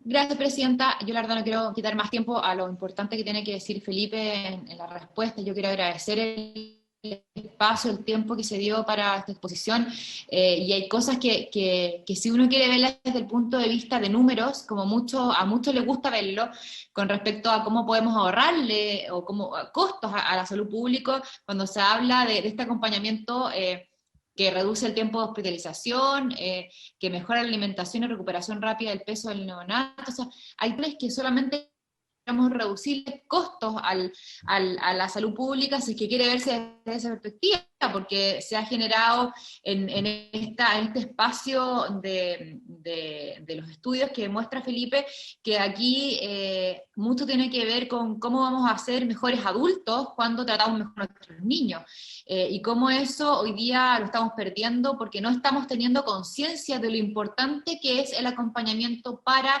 principalmente los niños de 1 a 5, pero nosotros en este proyecto lo hemos establecido hasta los 7 años por llamarlo desde la primera infancia, y qué importante es que nosotros tengamos más constante que es el acompañamiento enfermo. Yo solo será Felipe, presidenta, también a la comisión por cómo se ha recibido este proyecto. Yo creo que es muy importante que sobre todo en tiempos de pandemia se deje claro que a pesar de los protocolos esto es necesario y es urgente poder establecer en reglamentos y en la propia ley para que ninguna otra madre, ningún otro padre se vea de alguna otra forma prohibido de poder acompañar a su hijo o a su hija en una situación tan importante como esta. Muchas gracias, senadora. Felipe. Mire, en respuesta a lo que comentaba la senadora von Baer, los estudios que nosotros revisamos, el punto es que a los niños yo los tengo que seguir monitoreando por lo menos hasta los 15 años. ¿Ya? Es decir, aquí no se trata solamente de que yo tengo a los papás cerca y mientras está hospitalizado, que es lo que suele pasar a veces, y después chao. Es como cuando tú adoptas a un niño y te lo pasan, pero nadie te ayuda a cómo criarlo después. ¿Me entiendes? Entonces, lo que nosotros encontramos es que es fundamental el monitoreo cada un año, cada 2, 3 años, hasta los 15 años de el desarrollo psicomotriz, el desarrollo afectivo, en la crianza de este niño. Así que en casi todos los estudios encontraron que era como nuevamente obvio que no se trata solamente de que el papá esté presente ahí en la unidad, sino que tiene que haber un seguimiento de los niños. Y de hecho muchos de los datos que le mostré son datos de seguimientos a 5, 10, 15 años plazo. Es fundamental. En relación a la pregunta de la senadora Boich, la verdad es que a nosotros, yo vengo de otro mundo, ¿me entienden? Porque ustedes hacen leyes, pero la ley sin una intervención no significa absolutamente nada.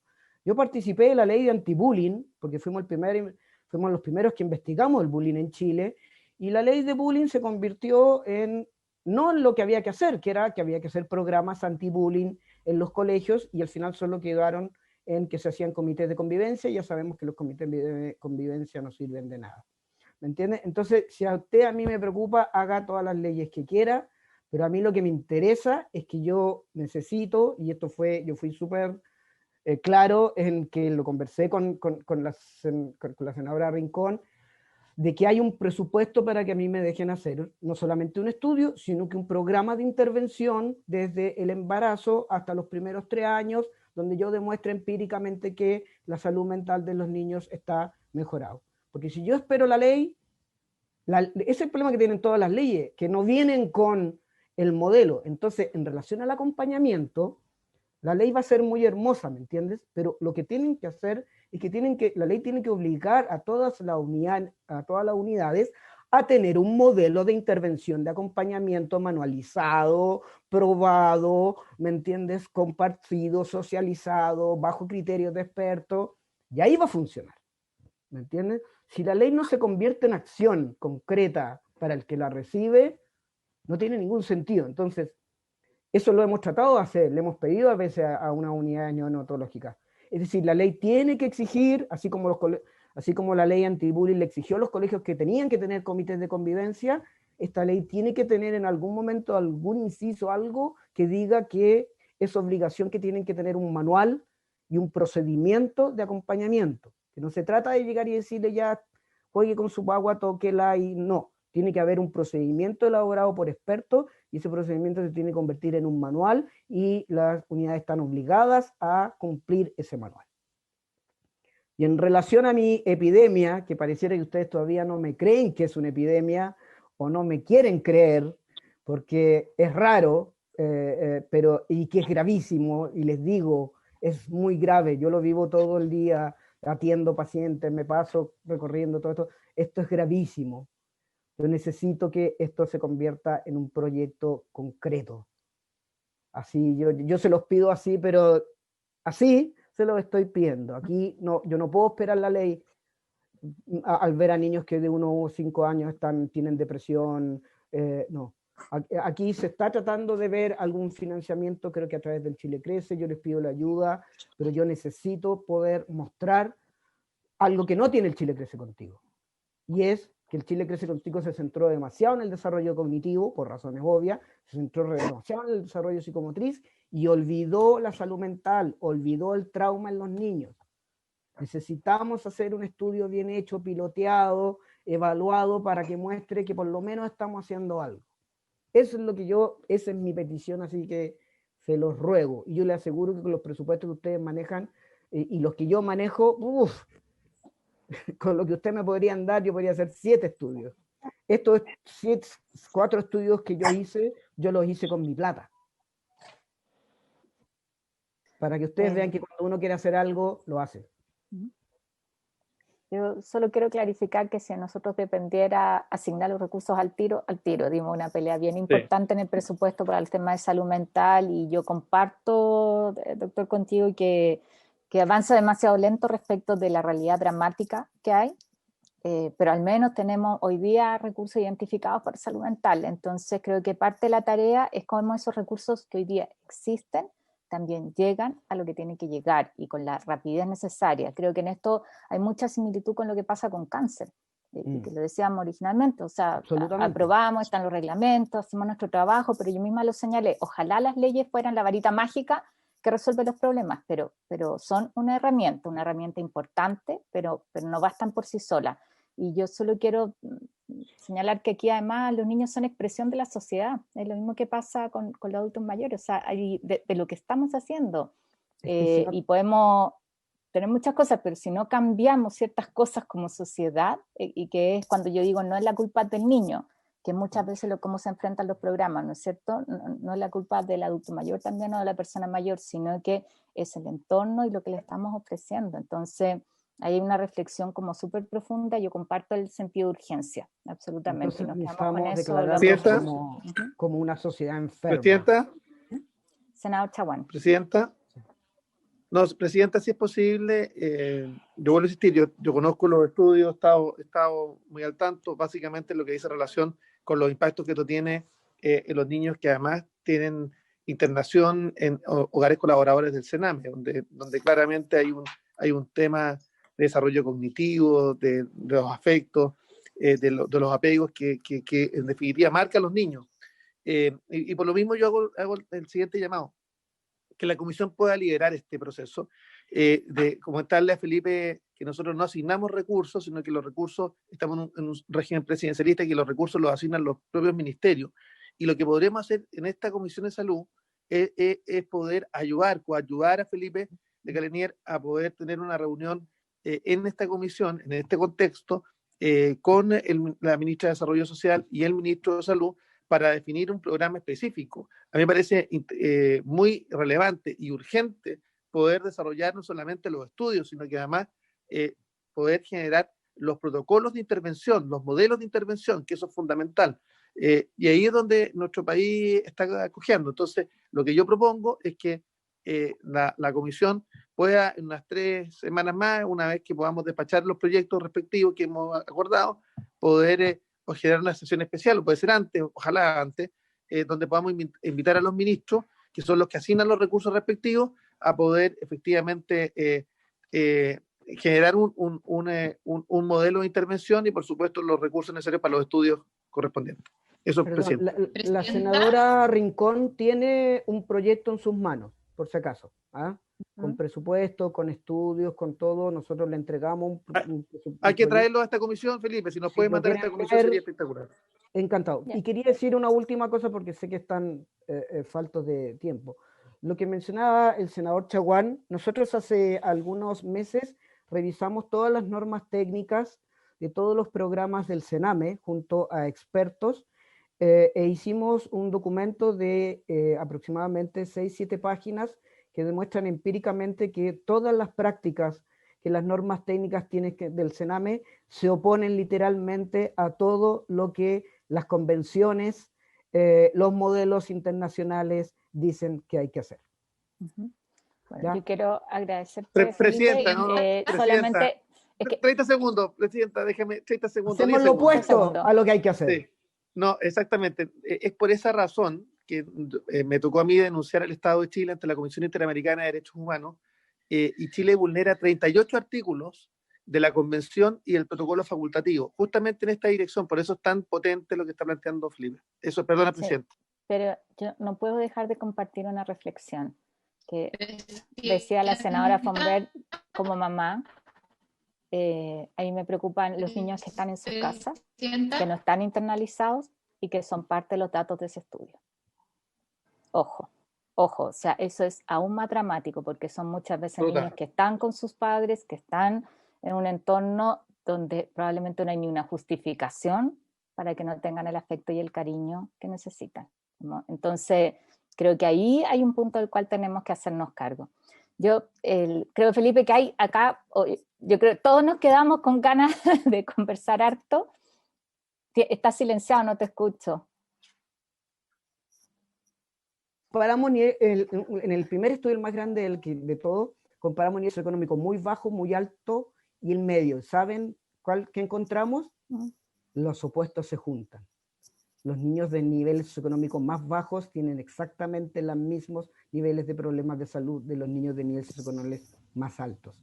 Ni una diferencia entre ellos. Sí, por eso yo creo que aquí, o sea, queda abierto más bien un ámbito de trabajo. A la senadora Sabat, que no te veo en la pantalla. Sí, ahí está. Presidenta. Yo, sí, no, solo quería mencionar que desde la comisora senadora Rincón, el estudio que mencionó Felipe y los costos asociados, lo que esa información se necesita, lo estamos viendo en la Comisión de Infancia y seguramente sería importante hacerlo con las Comisiones Unidas. Creo que es muy importante por la información que se puede recabar con el Ministerio de Desarrollo Social y todo lo que se necesita respecto de salud mental y lógicamente con el Ministerio de Salud. Quizás podíamos trabajar las dos Comisiones Unidas respecto a esto. Nosotros tenemos ya alguna información avanzada, como lo mencionaba Felipe, entonces quizás podríamos hacer una comisión unida respecto a este tema, particularmente la salud mental de los niños. Por lo que ya tenemos avanzado en la Comisión de Infancia. Yo quería proponerles a los colegas que podamos aprobar en general este proyecto ahora y nos demos unas 2 semanas para trabajar indicaciones, porque es de artículo único, pero creo que hay más que, que consenso de que necesitamos trabajar en detalle. Senadora. Presidenta, yo no puedo estar más de acuerdo, pero yo quisiera de que el Ministerio hiciera una presentación respecto a este proyecto, porque nosotros esto no lo asociamos a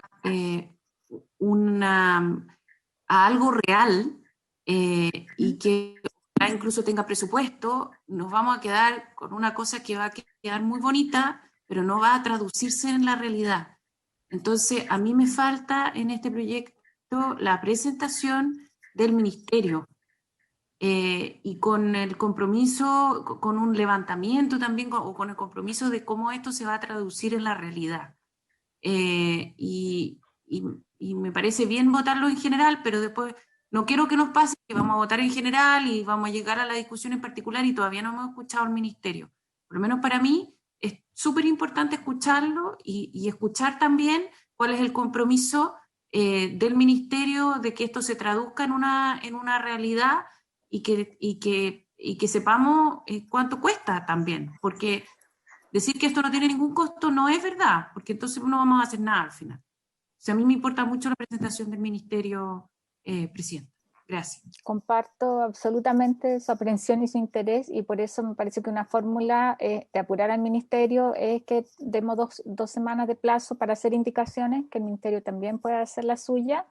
Ha sido difícil, yo sé el interés que tiene el Ministro de Salud en este tema, pero ha estado con la agenda COVID, yo eso lo entiendo, pero nosotros también necesitamos avanzar. Entonces, ¿les parece? Estamos 2 semanas. Perdón, Presidenta, se le ha pedido al ministro que presente y no hemos tenido agenda. ¿Eso ha sido?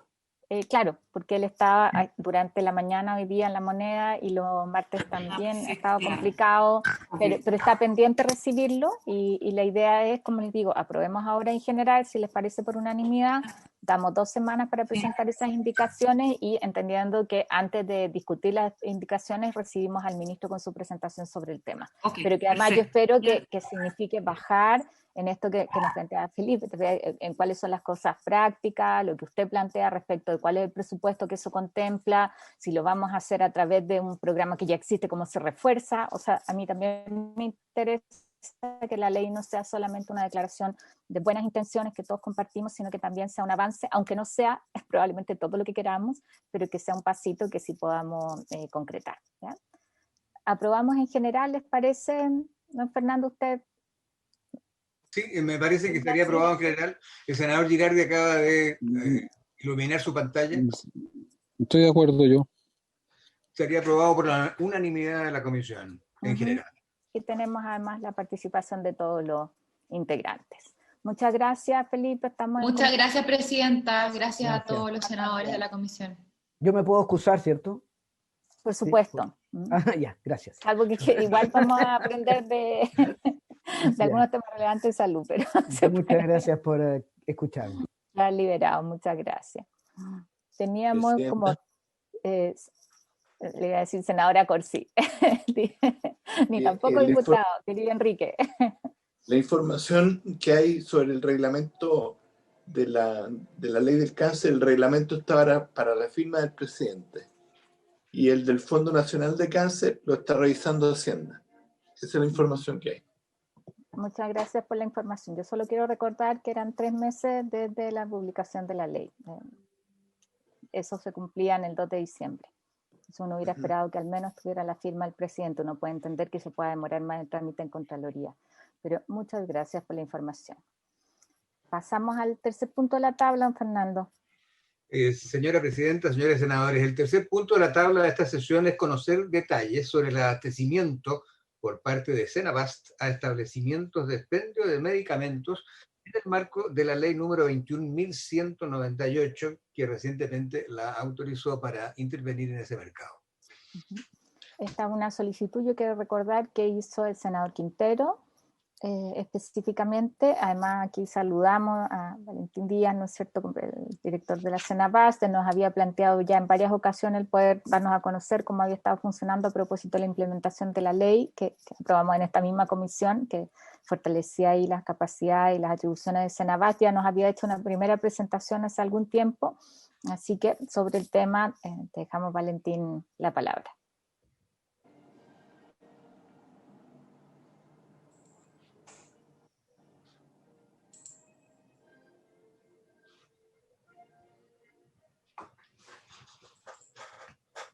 Buenas tardes, señora Presidenta.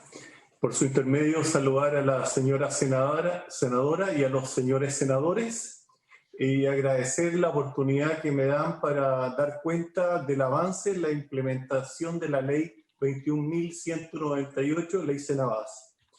Llevamos 9 meses de continuo aprendizaje, con muchas experiencias y con muchas correcciones que hemos tenido que ir implementando en la ley. Aquí se grafican las facultades de Senabast respecto a la ley, el consejo consultivo que nos recomienda los precios máximos, la gradualidad de ingreso de las farmacias y la transparencia en la información que tenemos que ir colocando a disposición de la ciudadanía. A la fecha tenemos 116 productos vigentes en la canasta de medicamentos para las farmacias y proyectamos tener 280 a finales del próximo año. Estos números, como es en todos los sistemas de abastecimiento, están en un constante cambio. Estos 116 productos tienen un precio máximo de venta que se calcula a partir de un algoritmo de optimización basado en 2 grandes principios. Por un lado, que el precio sea suficientemente bajo para generar ahorro en la adquisición y que a su vez sea lo suficientemente atractivo para que las farmacias quieran intermediarlo a través de Senabast.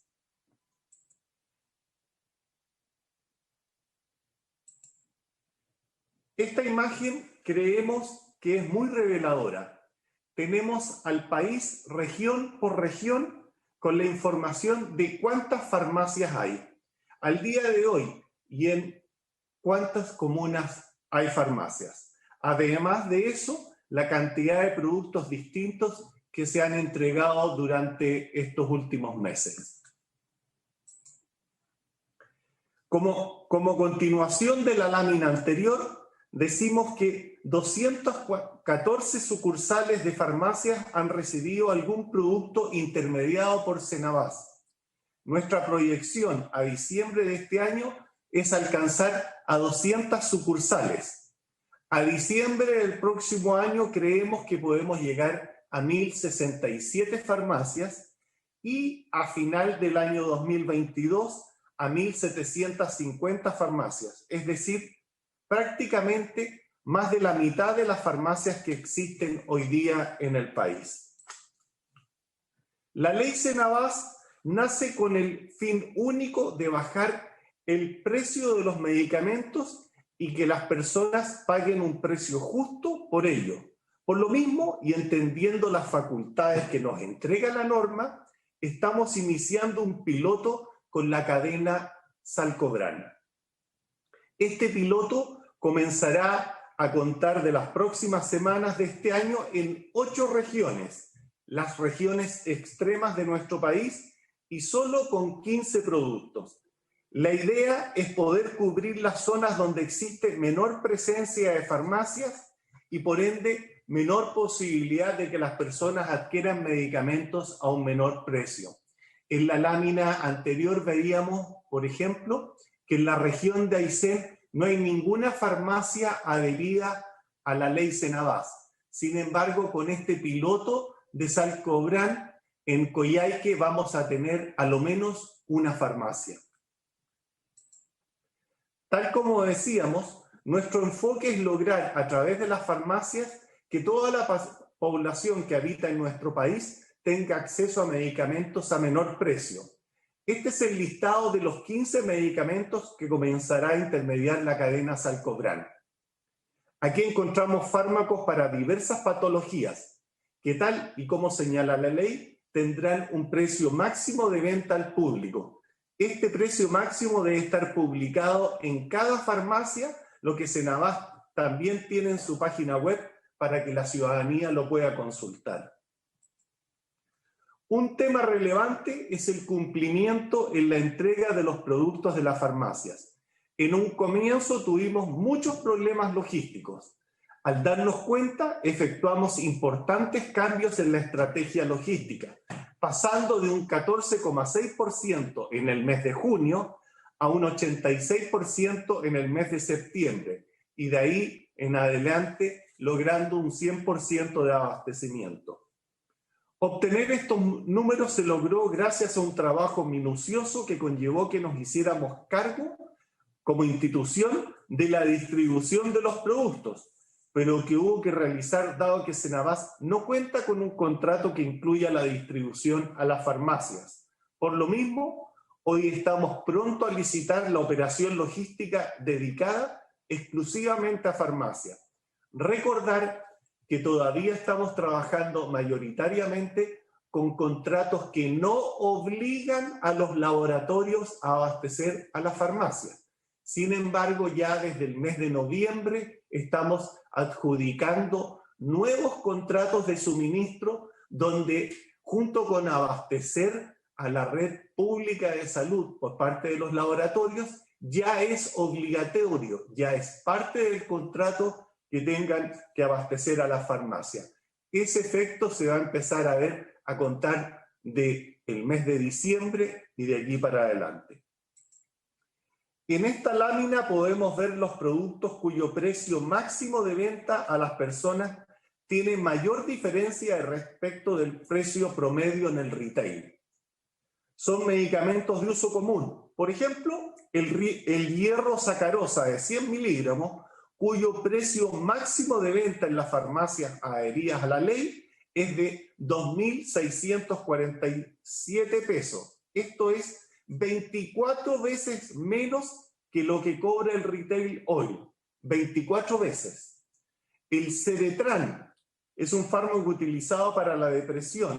En una farmacia adherida a la ley se encuentra un precio máximo de 1.475 pesos, es decir, 21 veces menos que el promedio de una farmacia de retail. Sobre los productos más requeridos por las farmacias adheridas o con mayor demanda. La lista la encabeza el clotrimazol, que es un antimicótico, y la sigue el Eutirox de 50 miligramos, medicamento que se usa ampliamente en nuestro país para el tratamiento de la tiroides y del que se han intermediado casi 8.000 cajas a un precio máximo de 4.580 pesos. Ahora, si miramos cuáles son los medicamentos con mayor demanda y más alto valor, el Omnitrope, que es la hormona de crecimiento, claramente es el que mayor interés genera en las farmacias adheridas. Y la razón es muy sencilla. El precio máximo de venta establecido por Senabás es de 49.960 pesos, mientras que en las farmacias de retail asciende a 96.500 pesos. Ahora, si analizamos el ahorro potencial que se ha generado desde la entrada en vigencia de la ley, los números hablan por sí solos. En el mapa podemos ver nuevamente cada región con el ahorro potencial que en cada una se ha producido. Un ejemplo, las personas de la región del Biobío pagaron 32 millones en medicamentos adquiridos en farmacias adheridas, versus los 91 millones que hubieran pagado en una farmacia de retail. Vale decir, hay un ahorro potencial real de 59 millones de pesos. Y si bien, si sumamos todo el potencial de ahorro de las regiones, llegamos a 709 millones de pesos. Son 709 millones de pesos en 8 meses.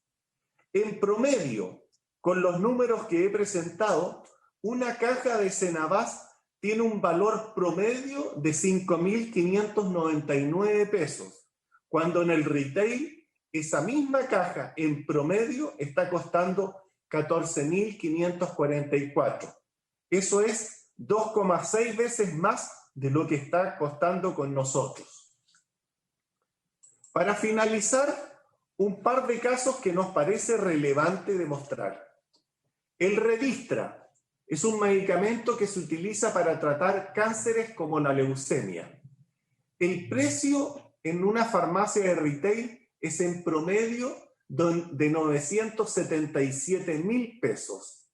El precio máximo de venta de las farmacias adheridas a la ley Cenabás es de 93.580 pesos. Sí, casi 10 veces menos, es decir, con lo que una persona paga en el retail, puede comprar 10 cajas del mismo medicamento. Y todos sabemos que cuando alguien padece de cáncer, no utiliza un solo medicamento. En un mes hemos distribuido 13 cajas de este fármaco. En palabras simples, hay 13 familias hoy en nuestro país que han podido tratar el cáncer a 1/10 de lo que pagaban antes. Otro ejemplo, el tramadol se utiliza para el dolor agudo. De 6.686 pesos pasaron a pagar 1.218, lo que hace posible que las personas que necesiten este medicamento puedan adquirirlo. Señora Presidenta, tenemos mucho trabajo por delante aún. Tenemos que seguir motivando a las farmacias independientes a que se sumen a este trabajo. Aquí no gana nadie más que las personas que necesitan un medicamento, y ese es nuestro gran propósito. Muchas gracias. Bueno, yo quiero agradecerle al director de Cenabás esta presentación, que es breve pero súper contundente, y quiero decir que uno no deja de estremecerse, porque claro, se plantea como potenciales ahorros, pero uno dice esto es finalmente abuso, o sea, hablamos de medicamentos, no hablamos de otros productos, y finalmente son utilidades de la farmacia a costa de la salud de las personas. Entonces, cuando uno ve esa diferencia, uno dice, no solo que hay mucho que hacer, sino que es una situación donde no nos podemos seguir demorando. Si un cambio como este nos permite generar estos beneficios, creo que tenemos nosotros la ley de fármacos que tenemos que sacarla adelante rápido y que complementan muchas de las cosas que aquí se han planteado. Ahí me gustaría preguntarle al director, porque nos señaló que estaban empezando, ¿no es cierto?, con una farmacia de cadena. Nosotros en la discusión de la ley de Cenabás fuimos bien cuidadosos respecto a lo que esto significaba, porque para la farmacia de cadena tener el sello Cenabás también es un activo, le da un valor. Entonces le pusimos ciertos requisitos. Y el artículo 94, en el inciso segundo del Código Sanitario, de acuerdo a la modificación de la ley, el artículo 70, cuarto, es el que establece que las farmacias y almacenes farmacéuticos que intermedien con la central deberán solicitar y mantener en existencia al menos los petitorios mínimos a que hacen referencia los artículos 94 y 101, inciso quinto del Código Sanitario. Y estos medicamentos deberán ser dispensados, expendidos o vendidos de manera preferente al público y solo podrán ser reemplazados por un producto equivalente terapéutico o bioequivalente en el evento que las personas lo solicitan, de lo cual se deberá dejar constancia. Entonces, a mí me gustaría preguntarte, Valentín, porque tú dijiste que habían una cantidad de medicamentos solamente que habían solicitado. ¿Eso corresponde al petitorio mínimo? yo intuyo por la cantidad Carolina, que no, cómo se está, un minuto, señor Girardi. Entonces, ¿cómo se va a apelar? Porque se cumple efectivamente la exigencia que plantea la ley, no solo respecto de tener en stock el petróleo mínimo e intermediarlo íntegro con la Senapaz, sino también en cómo se garantiza que sea el producto que se le ofrece o el medicamento que se le ofrece en el mesón a la persona y no se intercambia por otro, salvo que así sea solicitado. En el texto de la ley es bien expreso y fue parte de lo que nosotros discutimos para que efectivamente se garantice lo que uno busca, es que se priorice el medicamento a menor costo, que es en este caso el que intermedia la Senapaz. Yo, junto con eso, no quiero dejar de felicitar el trabajo. Yo sé que esto ha partido más lento de lo que uno quisiera, pero ha significado un trabajo importante y que está mostrando sus frutos. Así que creo que el objetivo también de potenciar y fortalecer la Senapaz queda a la vista y en eso ustedes saben que cuentan además con esta comisión. Senador Girard. no, yo también creo que es bien importante lo que está ocurriendo, en el sentido que se muestra que queda una, yo diría, manifestación más concreta y objetiva del abuso que hay de posición en el retail de medicamentos. O sea, a mí me parece que es escandaloso que un medicamento del cáncer tenga un 1000% de margen sobre un producto que ya tiene margen, porque el producto que le vende Senapaz a la farmacia ya le aplicaron un 15%, y que sobre eso haya un 1000% da cuenta de lo escandaloso que es el mercado de los medicamentos en este país. O sea, yo creo que un margen de 1000%, cuando en otros países el margen máximo está establecido en 12%, da cuenta de una situación que yo creo que es totalmente inaceptable. Ahora, la pregunta un poco es la siguiente. A ver, de todas las, supongo que todas las farmacias que están adheridas, sería interesante saber qué porcentaje representan ellas de la venta de medicamentos, porque claro, son muchas, pero seguramente son todas pequeñas, son farmacias que representan un menor porcentaje de lo que es la venta. Y lo último es una pregunta, porque cuando nosotros establecimos la ley Senapaz, establecimos algunas condiciones, pero además establecimos en el transitorio un plazo. Esta ley se promulgó en diciembre del año 2019, creo, y establecimos un plazo de 2 años para que las cadenas se pudieran adherir a ella, para que pudieran ser parte de este proceso. Yo comparto con Carolina que sería malo que las cadenas que son instituciones del abuso, que están teniendo márgenes que son inmorales, pudieran, producto de que venden unos poquitos productos, poner su sello Senapaz y aprovecharse desde el punto de vista comunicacional de esta situación. Entonces, yo no sé cómo están viendo eso y qué es lo que efectivamente establece el artículo transitorio que nosotros, yo recuerdo que habíamos establecido que para incorporar a las cadenas habría un plazo de 2 años y que se iba a privilegiar justamente primero a las pequeñas farmacias a lo largo de todo el país. Eso sería. ¿Me permite, Presidenta? Senador Quintero, por supuesto. Además, usted solicitó que viniera el director de Senapaz. Sí, lo que pasa es que esta ley es un gran avance para disminuir el gasto de bolsillo de las personas, eso no hay ninguna duda. Cuando se tramitó, el gobierno le dio urgencia a esta ley. Y esta comisión se esmeró en perfeccionarla, en tramitarla, con la rapidez necesaria, etcétera, etcétera. Por ello, a mí me preocupa, y por eso pedí que se invitara al señor al presidente de Senapaz, el balance que hace el gremio de las farmacias independientes. El balance que ellos hacen es negativo. Y señalan que los fármacos no están llegando a los consumidores, porque simplemente no hay stock. Eso es lo que ellos denuncian.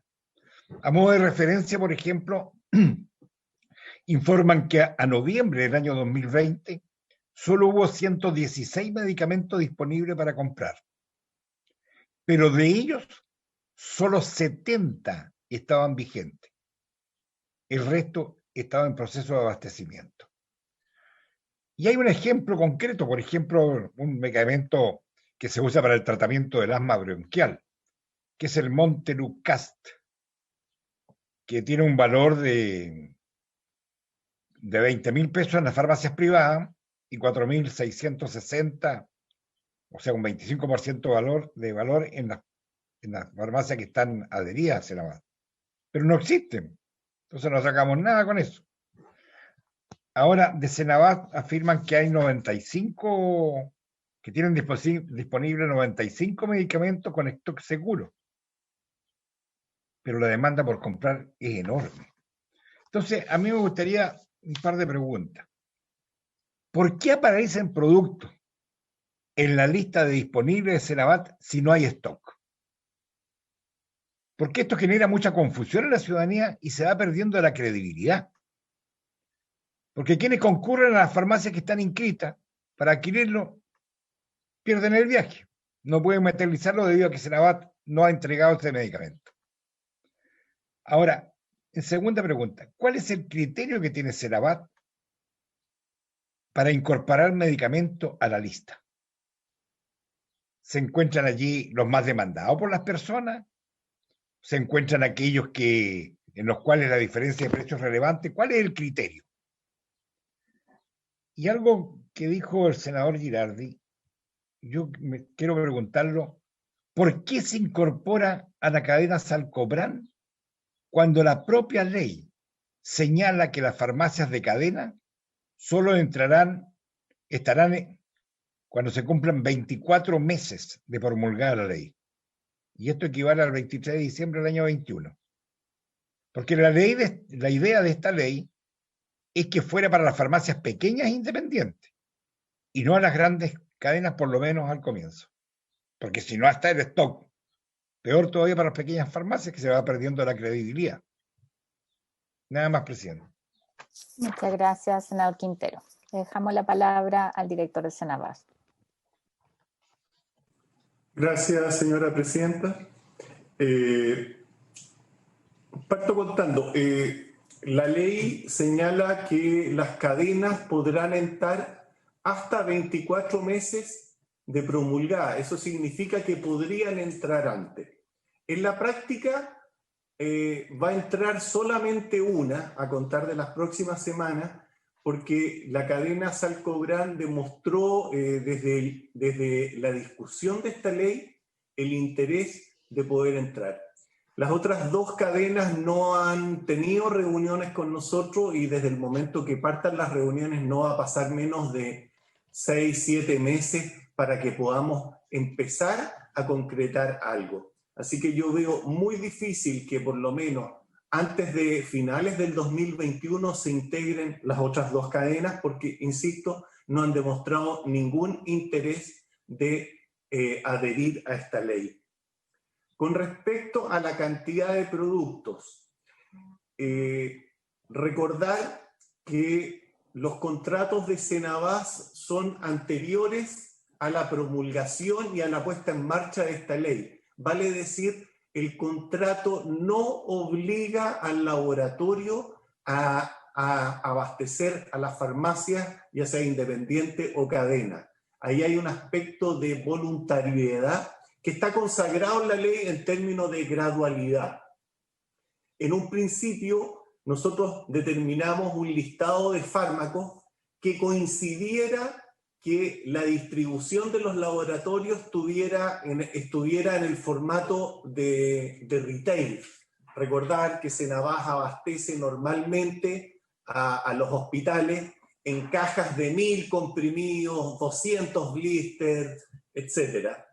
Pero hay fármacos que, junto con abastecer al hospital, van en formato que se usa en la farmacia. Fueron los primeros que nos fijamos y esos tratamos de que los laboratorios abastecieran a la farmacia. Sin embargo, como no está la obligatoriedad, a veces recibimos respuestas que no eran totalmente satisfactorias. Y es por eso precisamente que durante los primeros meses tuvimos muy bajos niveles de abastecimiento, pero que hoy en día, ya teniendo la certeza de lo que sí los laboratorios van a colocar, eso es lo que le estamos colocando a disposición de la farmacia. Por otro lado, señalar que ninguna farmacia pide los 90 productos, los 70 productos, los 100 productos que tiene disponibles Senabas. Las farmacias que más nos han pedido 30 productos. Y es ahí donde tenemos un buen acierto. Es curiosa la crítica muchas veces que hemos escuchado de una de las asociaciones de farmacias, donde nos señalan, por ejemplo, el ejemplo que dio el senador Quintero, porque ese fármaco es uno de los fármacos que menos han pedido durante los últimos 2 meses. De hecho, la persona que hace la crítica no lo ha pedido durante los 3 últimos meses. Nos cuesta identificar quiénes han sido los que han tenido ese problema. Con respecto al petitorio mínimo, la respuesta, señora presidenta, obedece principalmente a la gradualidad. Nosotros esperamos tener contratos obligatorios a final del próximo año que, valga la redundancia, obliguen a los laboratorios a entregar a lo menos 280 fármacos, donde nos estaríamos acercando bastante hacia el petitorio mínimo. Ahí vuelvo a insistir en la gradualidad. Creemos que a 2 años de puesta en marcha ya vamos a estar cumpliendo ese petitorio mínimo. Con respecto al porcentaje de venta de las independientes, no hay estudios muy claros en este país de qué porcentaje representan las farmacias independientes. Los estudios que hemos tenido acceso hablan de que el retail vende el 90% de lo que compran las personas y las farmacias independientes solamente el 10%. Y es por eso que es preocupante de que, y por eso nos interesó el entusiasmo de la cadena Salcobrand de querer entrar, porque eso nos podría permitir dentro del año 2021 aumentar en 500 o 600 puntos de venta, de manera que, en definitiva, el objetivo final de esta ley es que las personas puedan acceder a fármacos más baratos. Nosotros hemos notado un interés de las farmacias independientes en ir sumándose, pero es un interés que va a un paso bastante más lento del que nos gustaría. Hoy día tenemos casi 500 farmacias que se han inscrito, pero son muchas menos las que realmente están participando de la ley.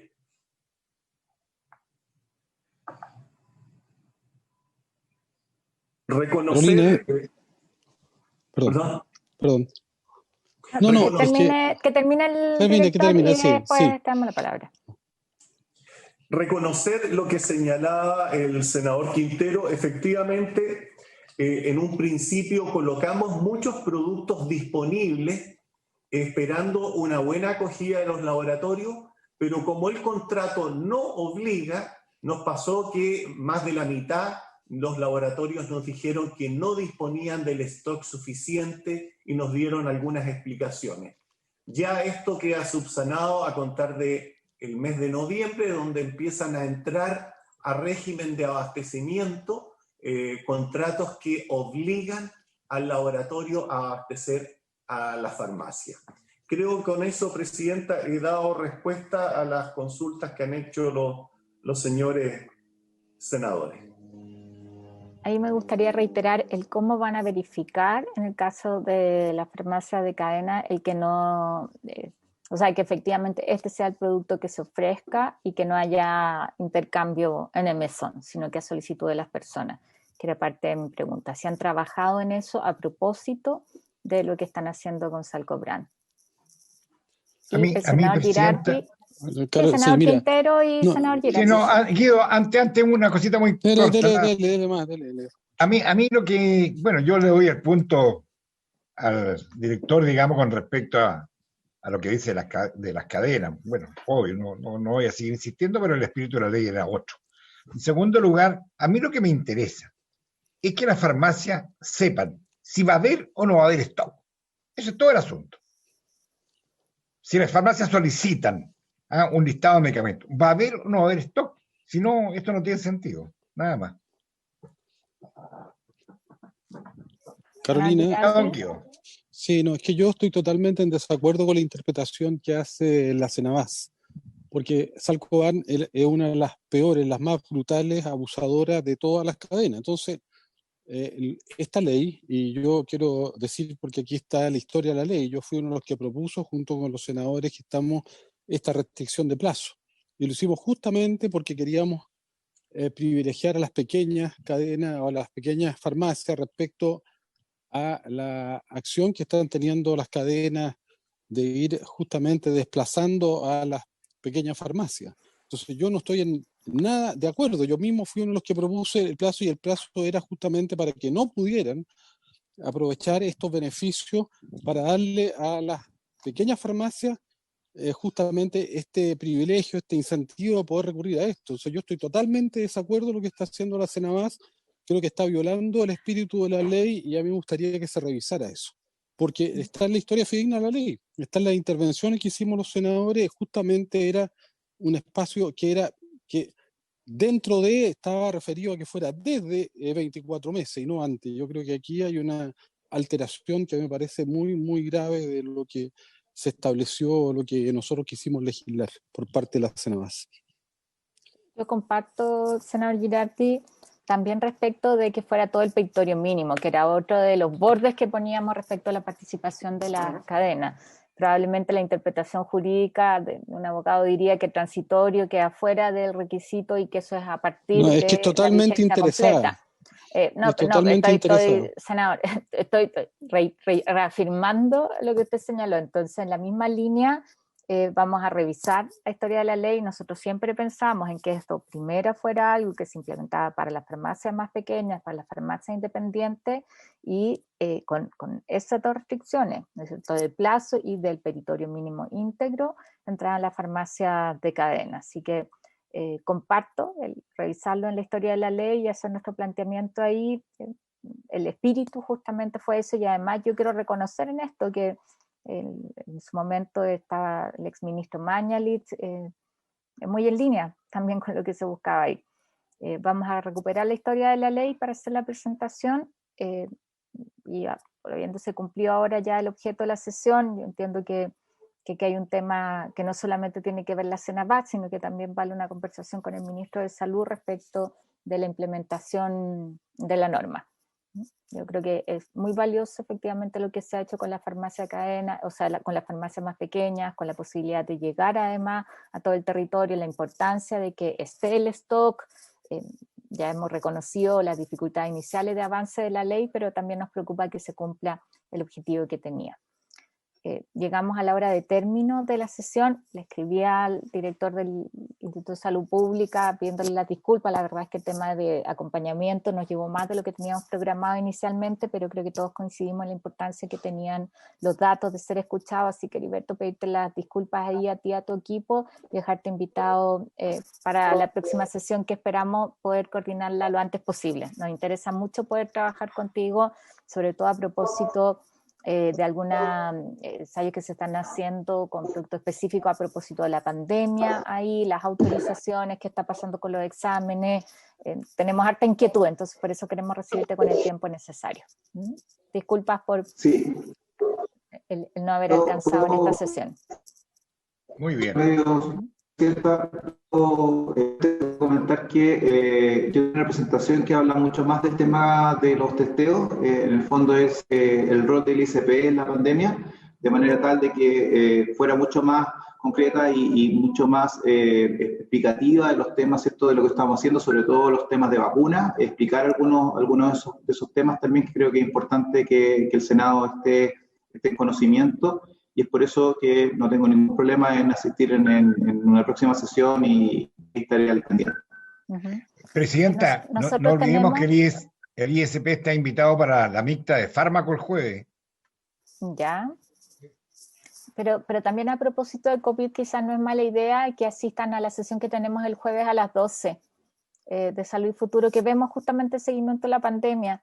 Ahí participa también el Colegio Médico, el Consejo Asesor, algunos científicos. Entonces, creo que es bien pertinente que nos pueda hacer la presentación ahí. Vamos a coordinar, es a las 12 el día jueves, eso ya está convocado, entonces para poder recibirte dentro de esta semana, para que puedas revisar con tu agenda, ojalá que puedas conectarte a esa hora. También es telemática. Muy bien. Perfecto. Habiéndose cumplido con creces el objeto de la sesión, yo les agradezco a todos los que nos acompañaron, a los colegas también y a las colegas. Levantamos la sesión.